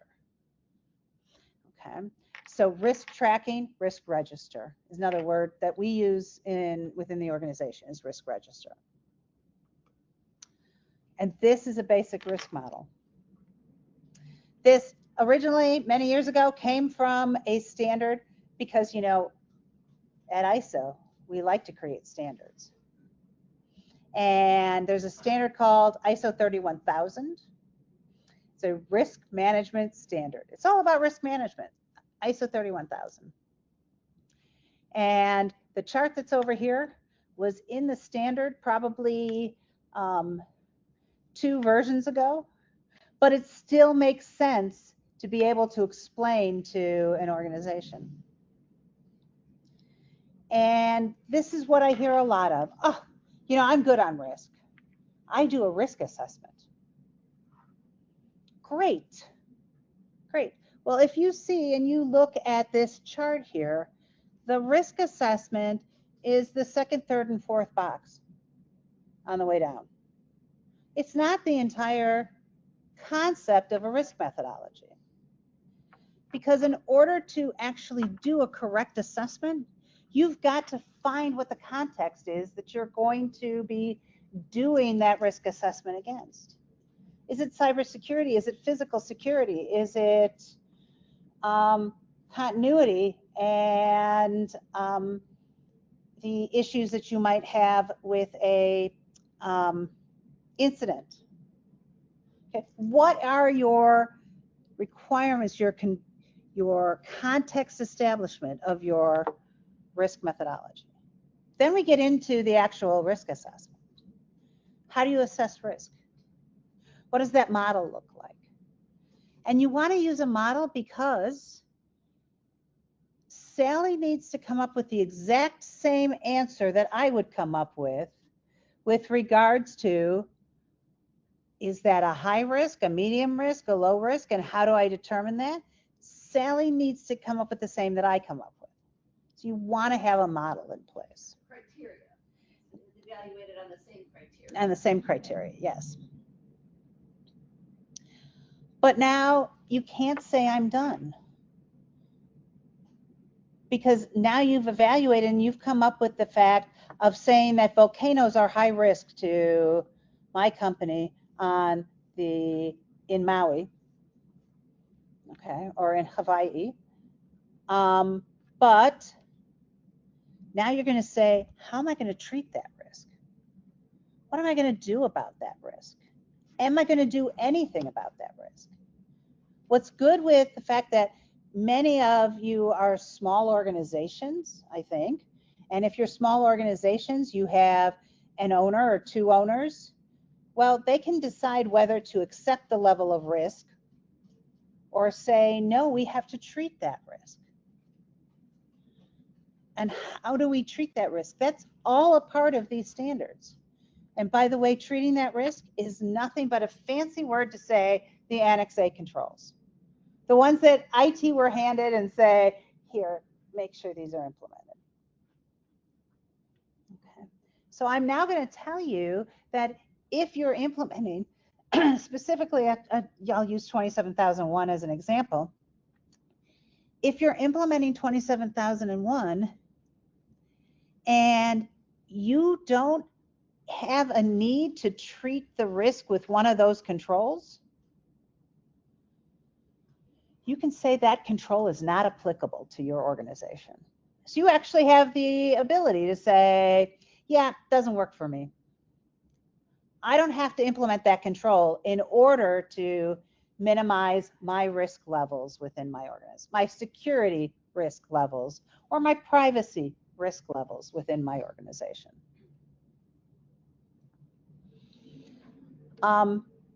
So risk assessment, risk response, treatment, communication. Oof. Do I do this in a vacuum? I don't think so. And so, and I'm sorry I forget your name. Howard. Howard. Howard, you know, you've got, 8 people in management. So who's involved? Who needs this to be communicated to? They've got to be actively involved in their risk process. When we run risk workshops with our customers, and our customers can be anywhere from 4 people total, okay, to 30,000 people. How are we going to design a risk workshop to have management involved in saying, yes, I agree to that, or no, I don't? We had a client that had a LAN room, but they also had sublet some of their space in their offices. Well, in doing that sublet, they had to give one of the people of the subleasee access to the LAN room. Well, okay, you just put all this security around your LAN room and now you just opened it up to somebody who doesn't work for you. And the owner put his foot down and said, I understand that's a high risk. I'm keeping that at a high risk, and there's nothing I'm willing to do about it right now. Okay, that's the owner's prerogative within the organization. Not ideal, but you know, back then he wasn't going to spend the amount of thousands and thousands of dollars for locking cabinets and this and that and everything else that he didn't have in order to let what he considered a friendly sublessor into his land room. Monitoring. How are you going to monitor the risks? There is nothing in any of these standards that says you do it once and put it on the shelf. Because that's as good as the business continuity plan that I developed 5 years ago and I put on the shelf and I had a fire today. Nothing is up to date. I don't know who to call. There's no lists that of what we do or how we do it. It's changed. So everything within all of these standards has to be continually improved. And that's the same case with your risks. You have to look at them again. Oh, is there some new technology that might further mitigate this particular risk? Is it cost effective for me to do that? Or do I still keep the risk where it's at, the risk level where it's at? And then tracking, developing that risk register. And I can tell you've got companies with, 20 and 30,000 people who are still using Excel spreadsheets to do this. Okay.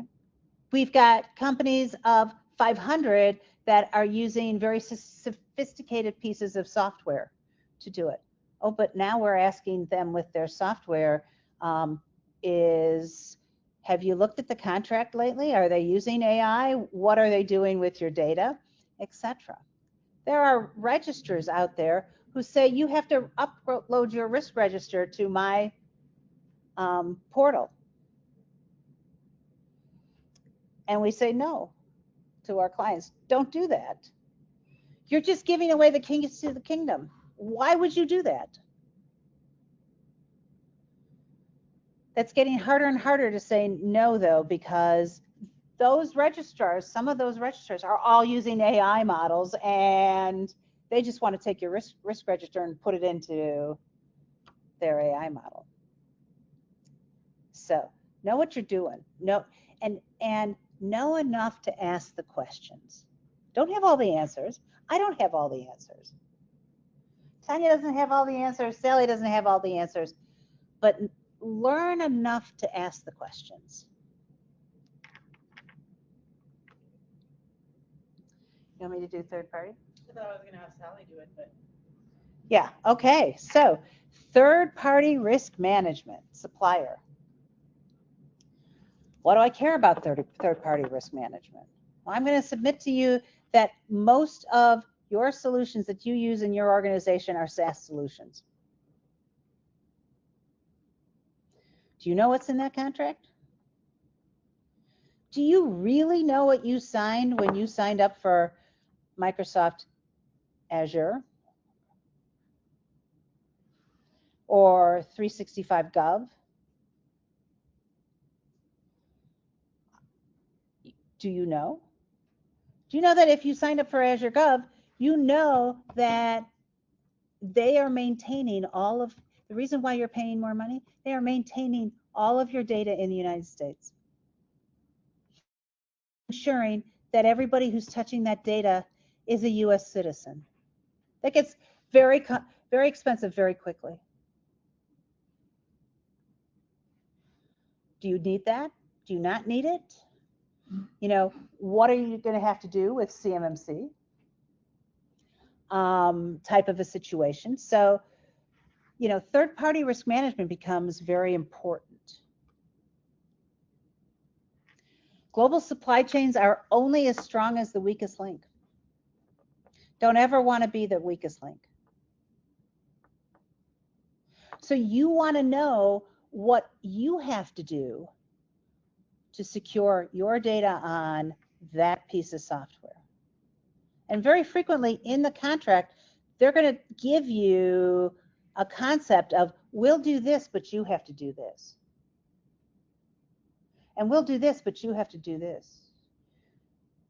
Do you know how many of my clients don't ever look at that?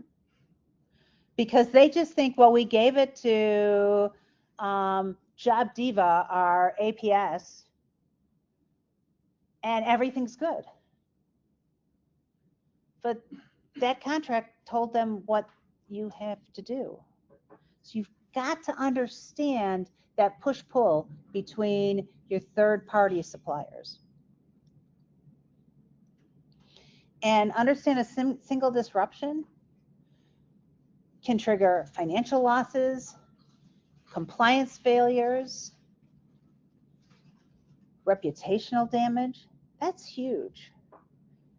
You know, when I first started out, and you know, I hate to say, but we were just starting to use like Lotus 123, which many of you don't even remember, okay? But when I started out, that reputational damage, there was an old saying that it's easy to start and have a high reputation and gain a high reputation. It's really, really hard to rebuild it if it's been destroyed. And that is no different today than it was, you know, 20, 30 years ago.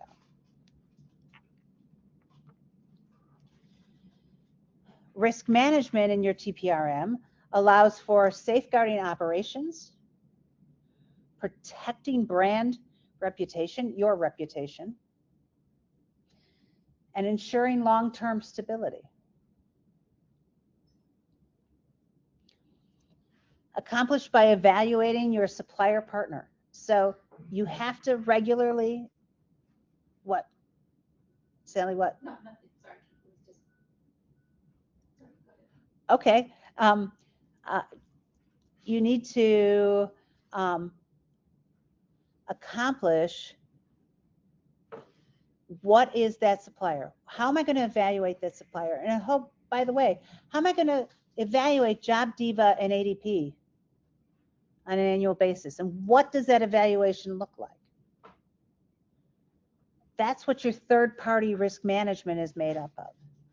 Do I do it for all of my suppliers? Well, I may not do it for the landscaping company out front and spend as much time or effort on them as I'm doing on my application tracking system or my financial system. But I need to evaluate that. Are they high risk? Are they low risk? Are they medium risks to me?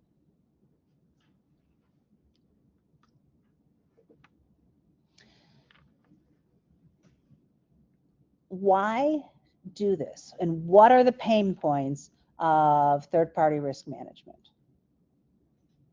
I know Radian gets a number of questionnaires a year from our clients that say, fill out this questionnaire. And although it would be a whole lot faster and a whole lot easier for Sally or I to take that questionnaire and go, yes, yes, yes, yes, yes, yes, yes, yes, yes. Sign our name and then pray that nothing ever happens. Okay. And I can guarantee you that some of your suppliers are doing the exact same thing. We don't do that. We happen to go through any questionnaire we get.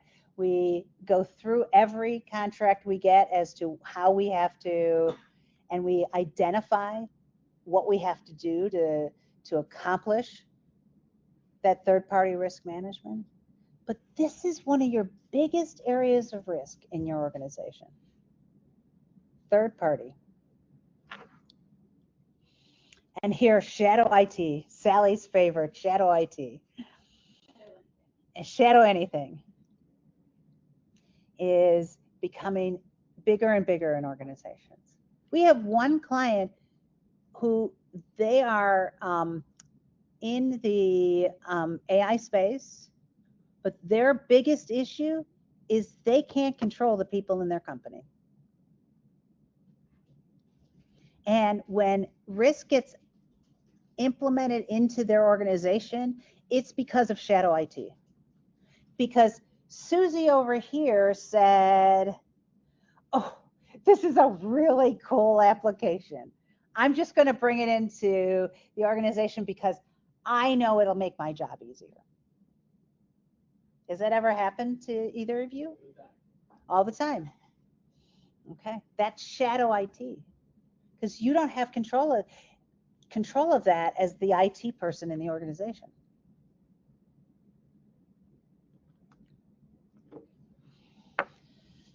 Third-party risk management program. The same concept of what we've been talking about. Plan, do, check, act, really. Okay. Governance, evaluate, identify. This is all about plan, do, check, act again. And what's nice about TPRM, you can start anywhere on this wheel and keep going around. The problem is you've got to keep doing it. And that becomes the hard part. And this is 20 seconds of a sales pitch. Radiant has a process called EASY, and it's to work with organizations on their third-party risk management. I'm not going to go through the details here, but if you get to the slides and you want to look at the details, please do. The roadmap, implementation approach. We're going to talk about implementation. Oh my God, you've filled my head with all of this. Now what do I do? Right? Okay. Plan.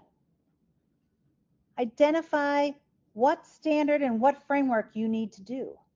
Is somebody telling you? Is a client telling you you have to have this for me to do business with you? Well, there's your answer right there. So what are the frameworks you need to implement? What is the scope? Is it CMMC and it's CUI? Or is it ISO 27001 or SOC 2 and it's bigger into the organization as a whole? I don't know. That's what you've got to determine. But scope, scope, scope. You will use and go back to that scope every single day that you've got a management system or a CMMC or a SOC 2 or anything in place. What are the people, processes, and technologies that are going to be part of my system? What are the gaps? How do I know what a gap is? Well, let's go to those controls. But let's also look at the standard. Do I have a risk methodology? If I don't, that's a gap. We've got to put that in place. Do I have training? If I don't, that's a gap. Do I put that in? I have to put that in place. So what are the gaps? Documented information. Okay, let's document what we're doing, right? Let's document how we do it. This documented information is about how we do it. How do we recreate a document? Who gets the chance to update it? How do we publish it? Where do we publish it? All of those things is documented information. And then implementation of both the technical and the non-technical requirements. Oh, and support. What does support mean? It's not a one-time deal, right? It's not about putting it up on the shelf and coming back 5 years later. It's about supporting it, feeding it. We talk about the care and feeding of your system. Once you've implemented it, once you've got certified, there's got to be somebody in charge of the care and feeding of the information. And then audit. All of these systems require audit on a regular basis. It's 3 years for CMMC. There's a 1-year audit requirement in any ISO management system standard. So what do I do with auditors? How do I find a auditor who's going to be able to do the audit? Do I go to my cousin's sister? I guess they're my cousin too, right? But my cousin's sister and say, oh, can you do this audit? And they go, yeah, I'll do that audit. Well, they're not qualified. So, and I can tell you that although I am with a standards development organization developing management system standards on a regular basis, and I have a lead auditor certificate for business continuity and all these different things. When I was doing a 9001 audit, which by the way, I had done for like 40 customers at that point in time, the external auditor challenged me. You're not qualified. Show me how you're qualified to do this audit. Now, the fact that I could walk circles around him, because trust me, on a cane, I'm not running, but I can walk circles around just about anybody. So, you know, but you can run into those issues. Group exercise. Do you want to do the group exercise? Sure. You were. I don't think it was a thing to think about. I know, sure. Since I can't read it, it's too No, small for I'm me. just like, this slide looks different. Okay, so group exercise. Let's, for those online, you can put your, I'm so sorry. okay, I'm running late from live and Yeah. no problem. So for those of you online, if you could put the answers into the, I think we're using the Q&A features, and here in the room, let's pick a scenario. Pick one or the other. Let's look at the first scenario. So you have a mid-sized government contractor who's designing drone surveillance software. The company's IT infrastructure is on-prem, has proprietary design files, has a cloud-based collaboration environment for developers, and remote work access for engineers and project managers. And then we'll look at scenario 2, which is a manufacturer of smart home appliances with connected IoT features. And the company has a large customer base through its e-commerce platform, where it collects and processes customer data, including payment details, and uses analytics. So we're not going to spend too much time on this, but come up with 3 risks associated with one scenario. Identify which scenario you're going to pick, and then what are the 3 risks, and then what cybersecurity assurance framework would you pick? Would that be a NIST one? Would that be ISO? Sally, will you monitor Q&A? Yep. Here in the room? Anybody? Which scenario would you pick? We'll help you. You're not all on your own. We'll help you. Let's go one. You'll go with one. All right, so government contractor. What could possibly go wrong? What are the risks? What would, if you own that company, what would keep you up at night? What are you worried about? First thing that comes to mind, we just touched on, is the assassination for the collaboration department. Okay, hold on, I'm coming to you. So the way our folks online are not going to hear what you're saying. Okay. On the supplier side, with the cloud-based collaboration environment, not knowing the full access of that, this context. That's the first one that would come to mind. Okay, so that's the first concern. And is your concern unauthorized access? What is your concern there from a cloud? Basically, is it the supplier? What is the supplier storing information? What's your biggest concern there? First access, but then probably close second would be on the supplier side. Okay, valid risk, yeah. I mean, who has access to that cloud environment, and your cloud service provider, let's say it's Microsoft, because everybody knows Microsoft. Where are they storing that? And who from Microsoft is servicing your account? So this comes into government contractors designing drone surveillance. So we're going to assume that ITAR comes into place. Does that mean that they need to store it, everything say US, continental US. We don't want that stuff to be stored in China, right? Okay. Is there anything in the chat? That's one risk. What two risks? We have unlimited access, you have supplier. What's the potential third risk that we would have with? Oh, I got one. Okay, hold on. That we would have with scenario one. Is it for scenario one? Yes. Okay.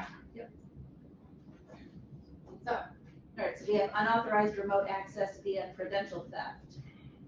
We have data security in the cloud, access controls for collaboration, and they feel that this NIST framework would be appropriate. Oh, did anybody pick scenario two? Does anybody want to talk about the potential risks of scenario two? Smart home appliances with connected IoT features? That e-commerce platform? What could possibly go wrong? Processing customer data, including payment details. I don't know what could possibly go wrong. Oh, okay, let's see Joe. I'll see if I'm in the ballpark here. Let's see. Am I supposed to just comment about? Yeah, the what risks are? framework would you see? And then what framework would you select? Oh, geez. I'm thinking of Alexa in our house or Yep, all over the yep. place. There you go. Access control, any information that's shared by my wife or kids or myself. You don't want that out on the internet? Never. Oh, okay. Is it just one word? I don't want it there. You know, kind of keep it in house.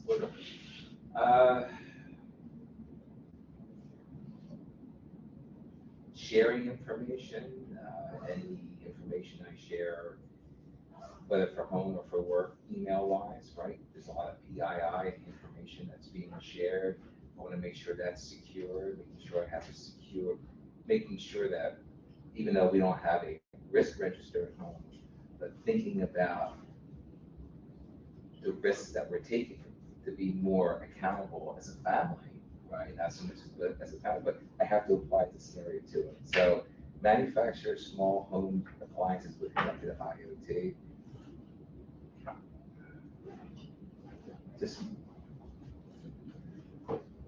Just making sure that the manufacturer takes into consideration all of the information within the risk register regarding how it shares information, to whom it shares it to. Also, as far as I'm looking at payment details, if they use credit cards, I'm thinking of frameworks like PCI DSS, so on and so forth. Yeah. So, Yeah. anyway, at that point, I'm stuck. I'll pass the baton back to you. You touched on it. I mean, they have an e-commerce platform. They're collecting a lot of information from their customers, including payment details. What if they get breached? And you're a customer, and now all your payment information got stolen, your credentials. Okay, so we're going to move along. My slides are stuck. Never mind. There we go. Yeah. We would like you to use the laptop that's up here. So we're going to have Joe Tropiano from BSI. Here. This is your mic. All right, And folks, thank you just so move- much. use All that one. right, let me just get this on here.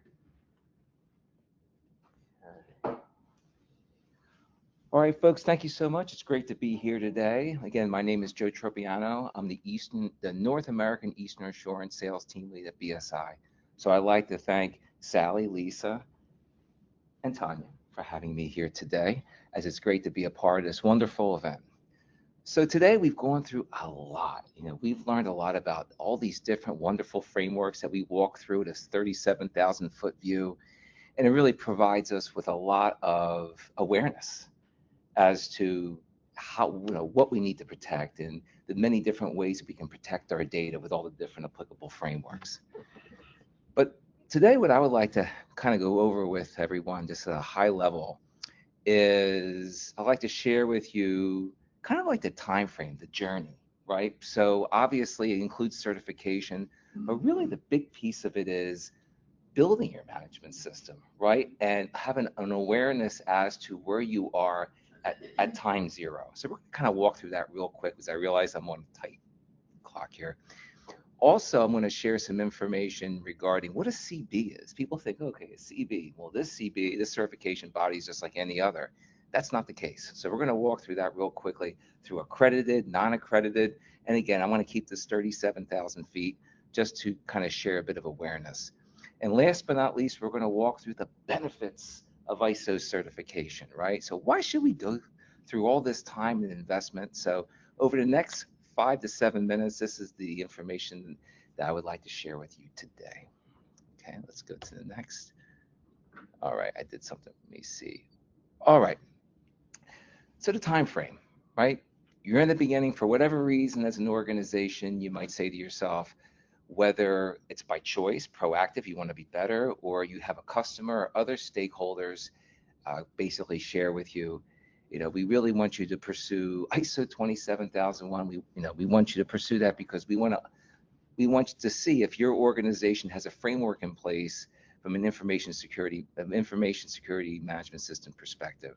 So where do you start? We advise most people that go out there and get the standard, get it and read it. Once you get it and read it, that's going to give you a high level awareness where you stand. And most folks, from mom and pop businesses to Fortune 100, in many cases, they read it and they say to themselves, boy, we need to get certified in the next 6 to 9 months. We're in trouble. What do I do?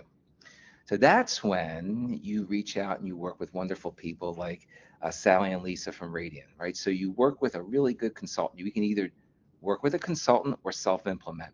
Usually small businesses, small to mid-sized businesses, just due to financial and resource constraints, they're going to go to consulting route because they can do it faster and the learning process is usually much quicker. So they can adopt the intelligence they need to build the management system. And again, this slides, I'm sure Lisa and Sally are going to share the slides with us all afterwards, as you can see all the specific steps. But once you go through the standard, you realize you need help, you reach out to a consultant or self-implement. But most small businesses utilize the services of a consultant. Then it takes you about 4 to 6 months to build that management system, right? We highly advise as a third party, we are a certification body, accredited certification body. When you're using, again, we don't consult. That's a breach of our impartiality. But when people ask us, they'll say, if we decide to work with a consultant, should we try to, do we bother learning all this stuff? And we say, absolutely. Because the more knowledge, because most consultants don't want you as a long-term client to be doing this every year. They want you to stand on your own 2 feet so you can manage this yourself and take it forward. So once you have the management system built and you go through all that sweat equity, right? The idea is now you have to go through a process in order to get audited and certified. That's where you work with a third party accredited, in quotes, which I'll allude to in a moment, certification body. And then over a period from the time that you would sign on with an accredited certification body from the time you get certified, it's typically about a 4-month process. Again, if you work through the process in a very uniform manner and the back end and the technical review process, which I'm definitely not getting into today, runs smoothly, usually 4 months. But from day one, from the time you have your certificate, it's usually anywhere from an 8 to a 12-month process. Okay. What's a certification body, right? A certification body, an accredited certification body, is a third-party independent organization that assesses and certifies organizations to the over 25,000 ISO management system standards and other management system standards in circulation today. So again, it just not just applies to ISO, but applies to any management system standard. When I say accredited, what does that mean? There's an organization, a global organization called the International Accreditation Forum. Within the International Accreditation Forum, there are 96 accreditation bodies that are geographically dispersed. So for the all 190 plus countries in the world, there might be even more, but basically there's an accreditation body that covers every geography on the globe.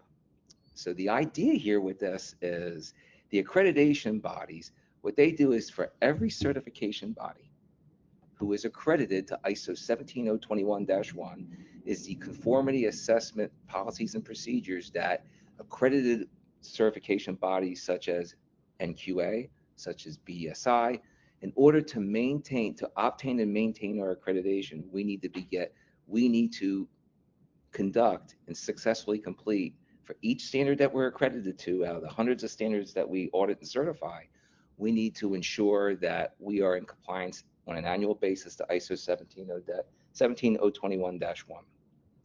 So you really want to ensure that you work with a certification body that is accredited, because what happens is if you do not is if you work with an unaccredited certification body, you may not be getting what you think you may be getting. Plus, in the industry, it is known that in North America, ANAB is the leading accreditation body. Organizations are going to want to see that seal on that certificate from the accreditation body. So on the slide, as you can go, when Winston just shared, for each accreditation body, you can go to the website and you can determine what CBs are actually accredited. So if you don't know, you can just simply go to each accreditation body's website. You can go to ANAB's website. You can go to, within it is a search engine that you can just put the name of the certification body in, and it will pop up whether the certification body is accredited. If it is, it will tell you exactly what standards it's accredited to. We'll even tell you if they've been suspended. And again, I'm not going to jump back and forth, but suspension is very big in our industry, because you do not want to work with a certification body that has been suspended, especially on multiple occasions, because that's a black eye to a certification body's reputation, and also the credibility of the organization you'd be partnering up with. The benefits, right? Besides somebody saying you shall and get certified or else, what are the benefits? We always share with the fact that we always challenge an organization, regardless if it's ISO 9001, 27001, or any other framework they're looking to adopt. First thing we do is we say, look at your P&L today, and let's look at your P&L when you're done your second surveillance audit. And let's see what efficiencies you see. And the CFOs love this stuff. They get all of this. I mean, they can't wait to do this. And they actually do it. And they're like, wow, because of 27001, there was actually efficiencies we can see in our P&L from a revenue generation perspective. Sometimes it links back to the marketing, because actually the credibility that organizations derive from being certified helps them stand out, especially if they're in an RFP type of situation. The fact that they're certified to 27 CMMC or 27701 many times will give them a leg up in that type of competition. So it really does help. Credibility and reputation. As we all know, it's tough out there. It's very tough out there. It's very competitive. So what we want to do is, through ISO certification, it really gives us the ability to kind of differentiate ourselves in the marketplace for us in our specific industry. Regulatory and risk management, as Lisa keeps mentioning, risk management. Well, organizations are they're scared today, right? Because who do you trust? And guess what? If you're going to implement 27001, or you're going to implement CMMC or 27701, or even 9001, risk management is embedded in the fabric of the standard, and is something that it alludes to, because you better have documentation. Not so much in 9001 because it's not required, but in other standards where having those documents are required, you better make sure that you better have that. It's like an old school BIA, business impact analysis. Well, guess what? It's embedded in 27001. It's embedded in 22301, which we really haven't talked about today, but more importantly, so really want to understand our risk and how we're going to deal with them. And our customers want to know that as well. Employee engagement and culture. It surprises us as an accredited certification body how often the certification effort is contained, especially for 27001, between the folks who are going to implement and top management. And they keep it a secret from everybody else. And it's like, well, wait a second, you should really spread the awareness. So they should really get people involved, ingrain it in the culture of the business, because the more and more people that get involved in this are actually going to help you not only achieve, because a lot of these people are going to be part of the certification process in that stage too, but also to help keep the maintenance. Because once you get certified, that's one thing. Maintaining the certification is something else. So making sure that they stay on track.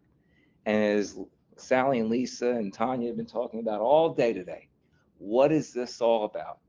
It's about continuous improvement and making sure that year after year, cycle after cycle, that we become better as an organization. In the case of information security and privacy, protecting our data and protecting our reputation and our customers' reputation. And with that, I want to thank you very much for having this opportunity to share this information. And I will pass the baton over to Tom. And I put your contact information in the chat so people have your contact. Awesome. Thank you so much for that, Sally. Appreciate it. Here you go, Tom. Thank you, Drew.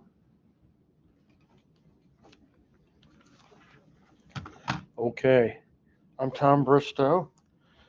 I am a member of a partner organization. I am with NQA USA. NQA is a global body, just like BSI, but I am the cyber business unit manager for NQA USA. And what we do is the same thing as BSI, essentially. We conduct certification assessments, gap assessments, and a variety of other activities for our clients against these ISO management system standards, of which there are somewhere between 50 and 75 management system standards out of that 27 or 25,000 overall standards.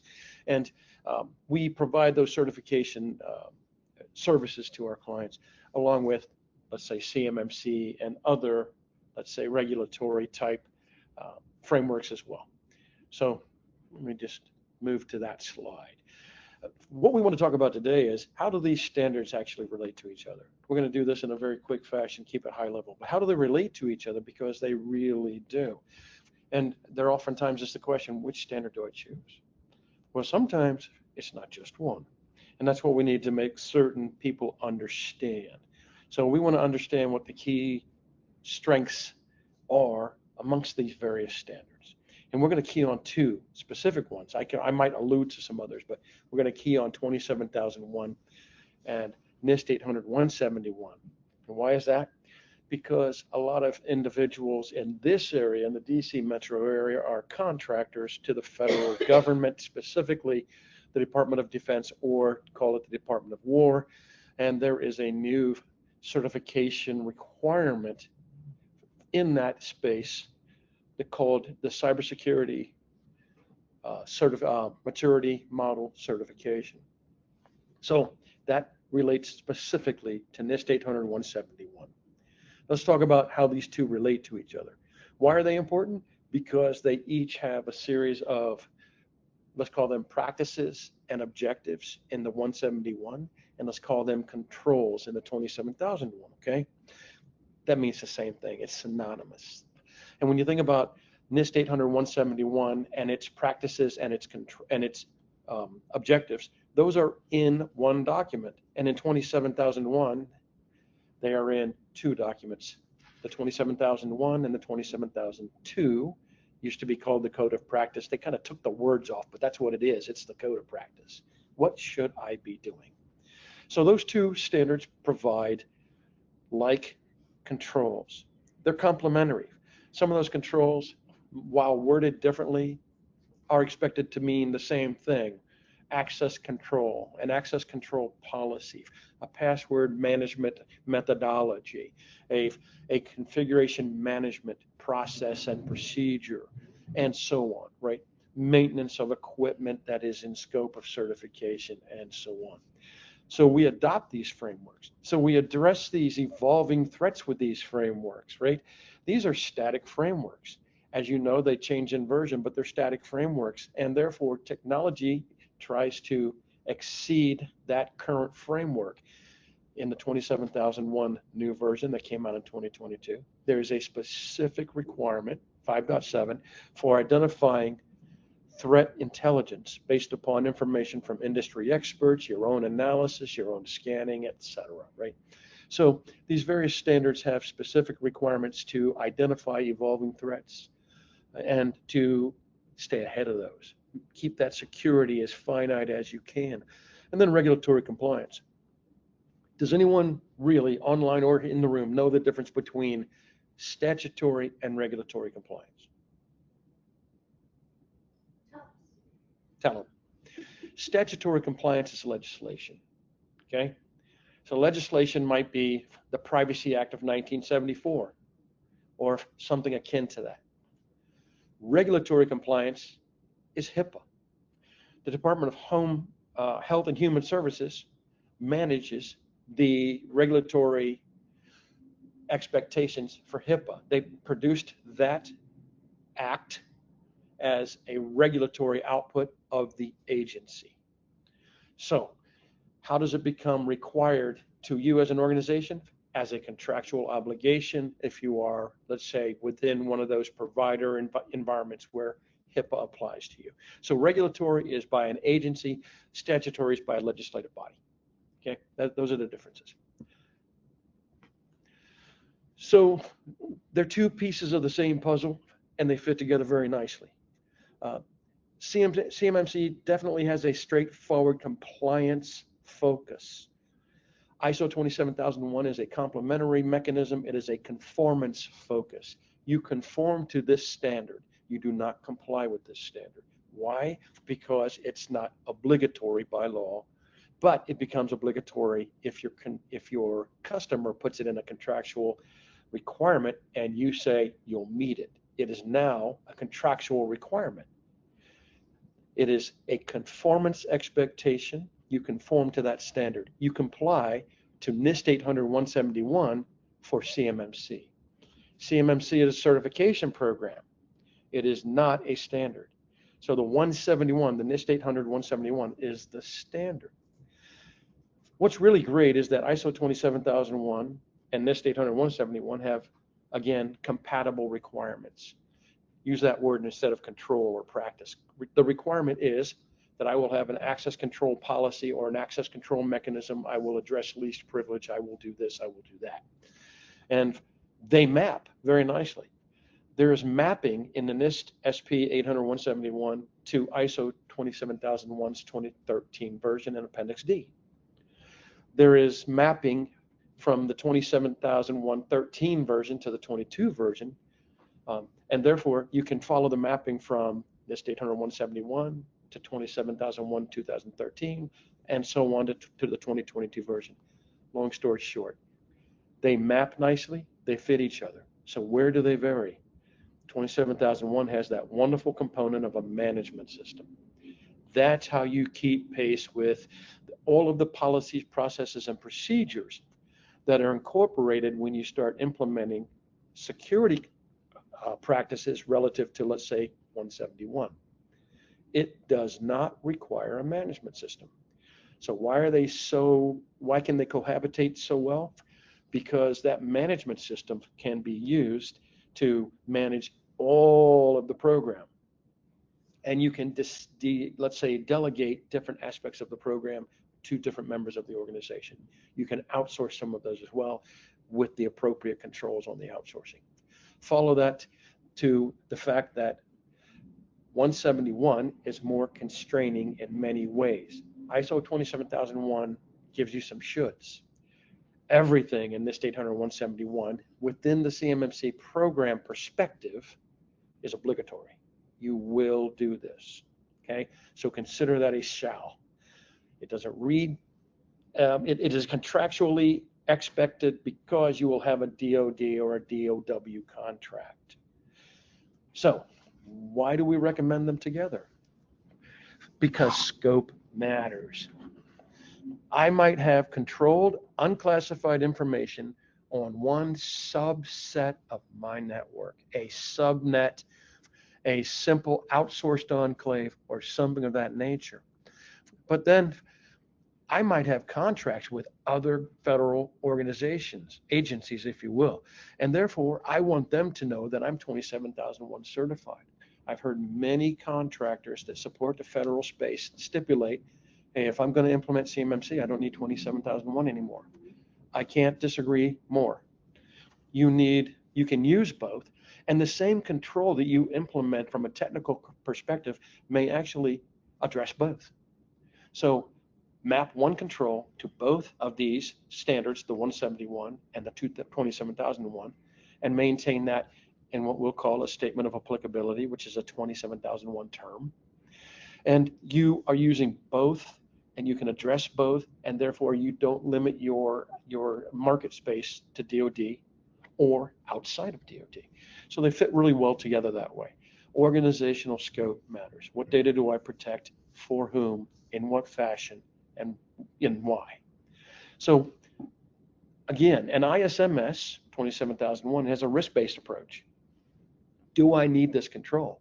If I don't need this control, I might not implement this control. Think software development. If I don't implement software or develop information systems, I might leave out, let's say, 825 through 831 in Annex A. Those series of controls for system and software development. 2 minutes. So I will consider that by assessing risk, my policies, my procedures, and so on. The 171, everything is required. Certification for ISMS is voluntary. And regulatory requirements will stipulate whether or not you must have CMMC. Based on 32 CFR, which substantiated the program called CMMC, and 48 CFR, which implements the DFARS clause. Okay, unified approach. I've already spoken to this heavily. The unified approach is I can have both. I can use, in many cases, the same control, policy, and procedure to satisfy a requirement in both frameworks. Therefore, I expand or I widen my surface, my market surface. So they're both focused on data protection. You are addressing risk with both, but 27001 is more risk specific. And compliance versus conformance. I am improving my security posture when I really look at this across the board, and I manage both of those with one overall management system certified to both. So I appreciate the opportunity to speak with you. I really would have loved to spend more time, but I would, eat up the rest of the afternoon. So thank you for your time, Tanya, Lisa, Sally. Thank you for everything, and I appreciate having been here.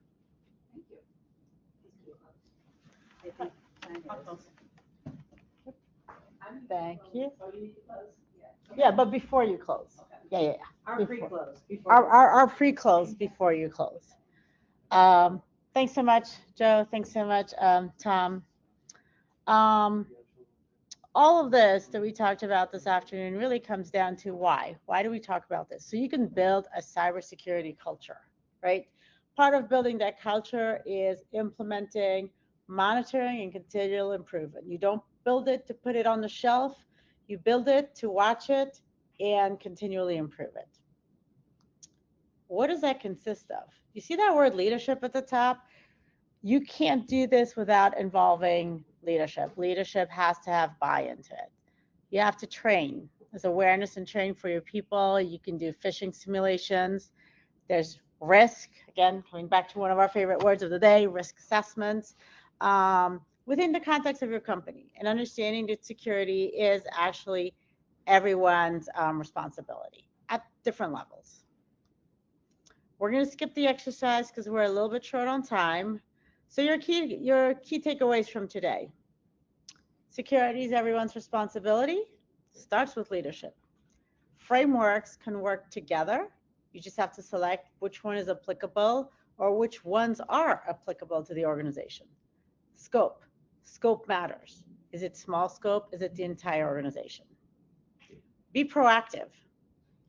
In unifying this approach, it's be proactive versus reactive, right? We're going to skip these discussions. We do have here some resources. We're going to provide you, we're going to add a couple more links that came up today. We're going to add them here before we make the slides available. So you can go to these different links, get a lot of information out there related to the different standards we talked about and the requirements. Let's see, what else do we have? Assuming questions, we have questions online. Any questions in the room? I think everybody's overwhelmed. So on that note, we do thank you for your participation today. And we're going to turn this over to Shauna at Apex. Thank you. So at this time, we don't have any questions in the question window. I'd just like to let everybody know that I've sent out the survey to all attendees, and we really appreciate you filling out the survey so our instructors can ensure to give you the best experience in future webinars.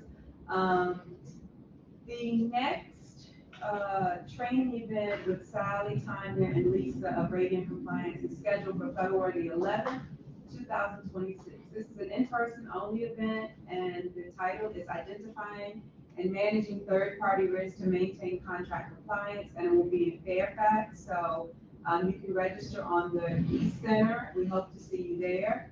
And one final check. There are no questions again in the questions window. So I'm going to go ahead and close out this session. Thank you and enjoy the rest of your day. Thank you. Thank you.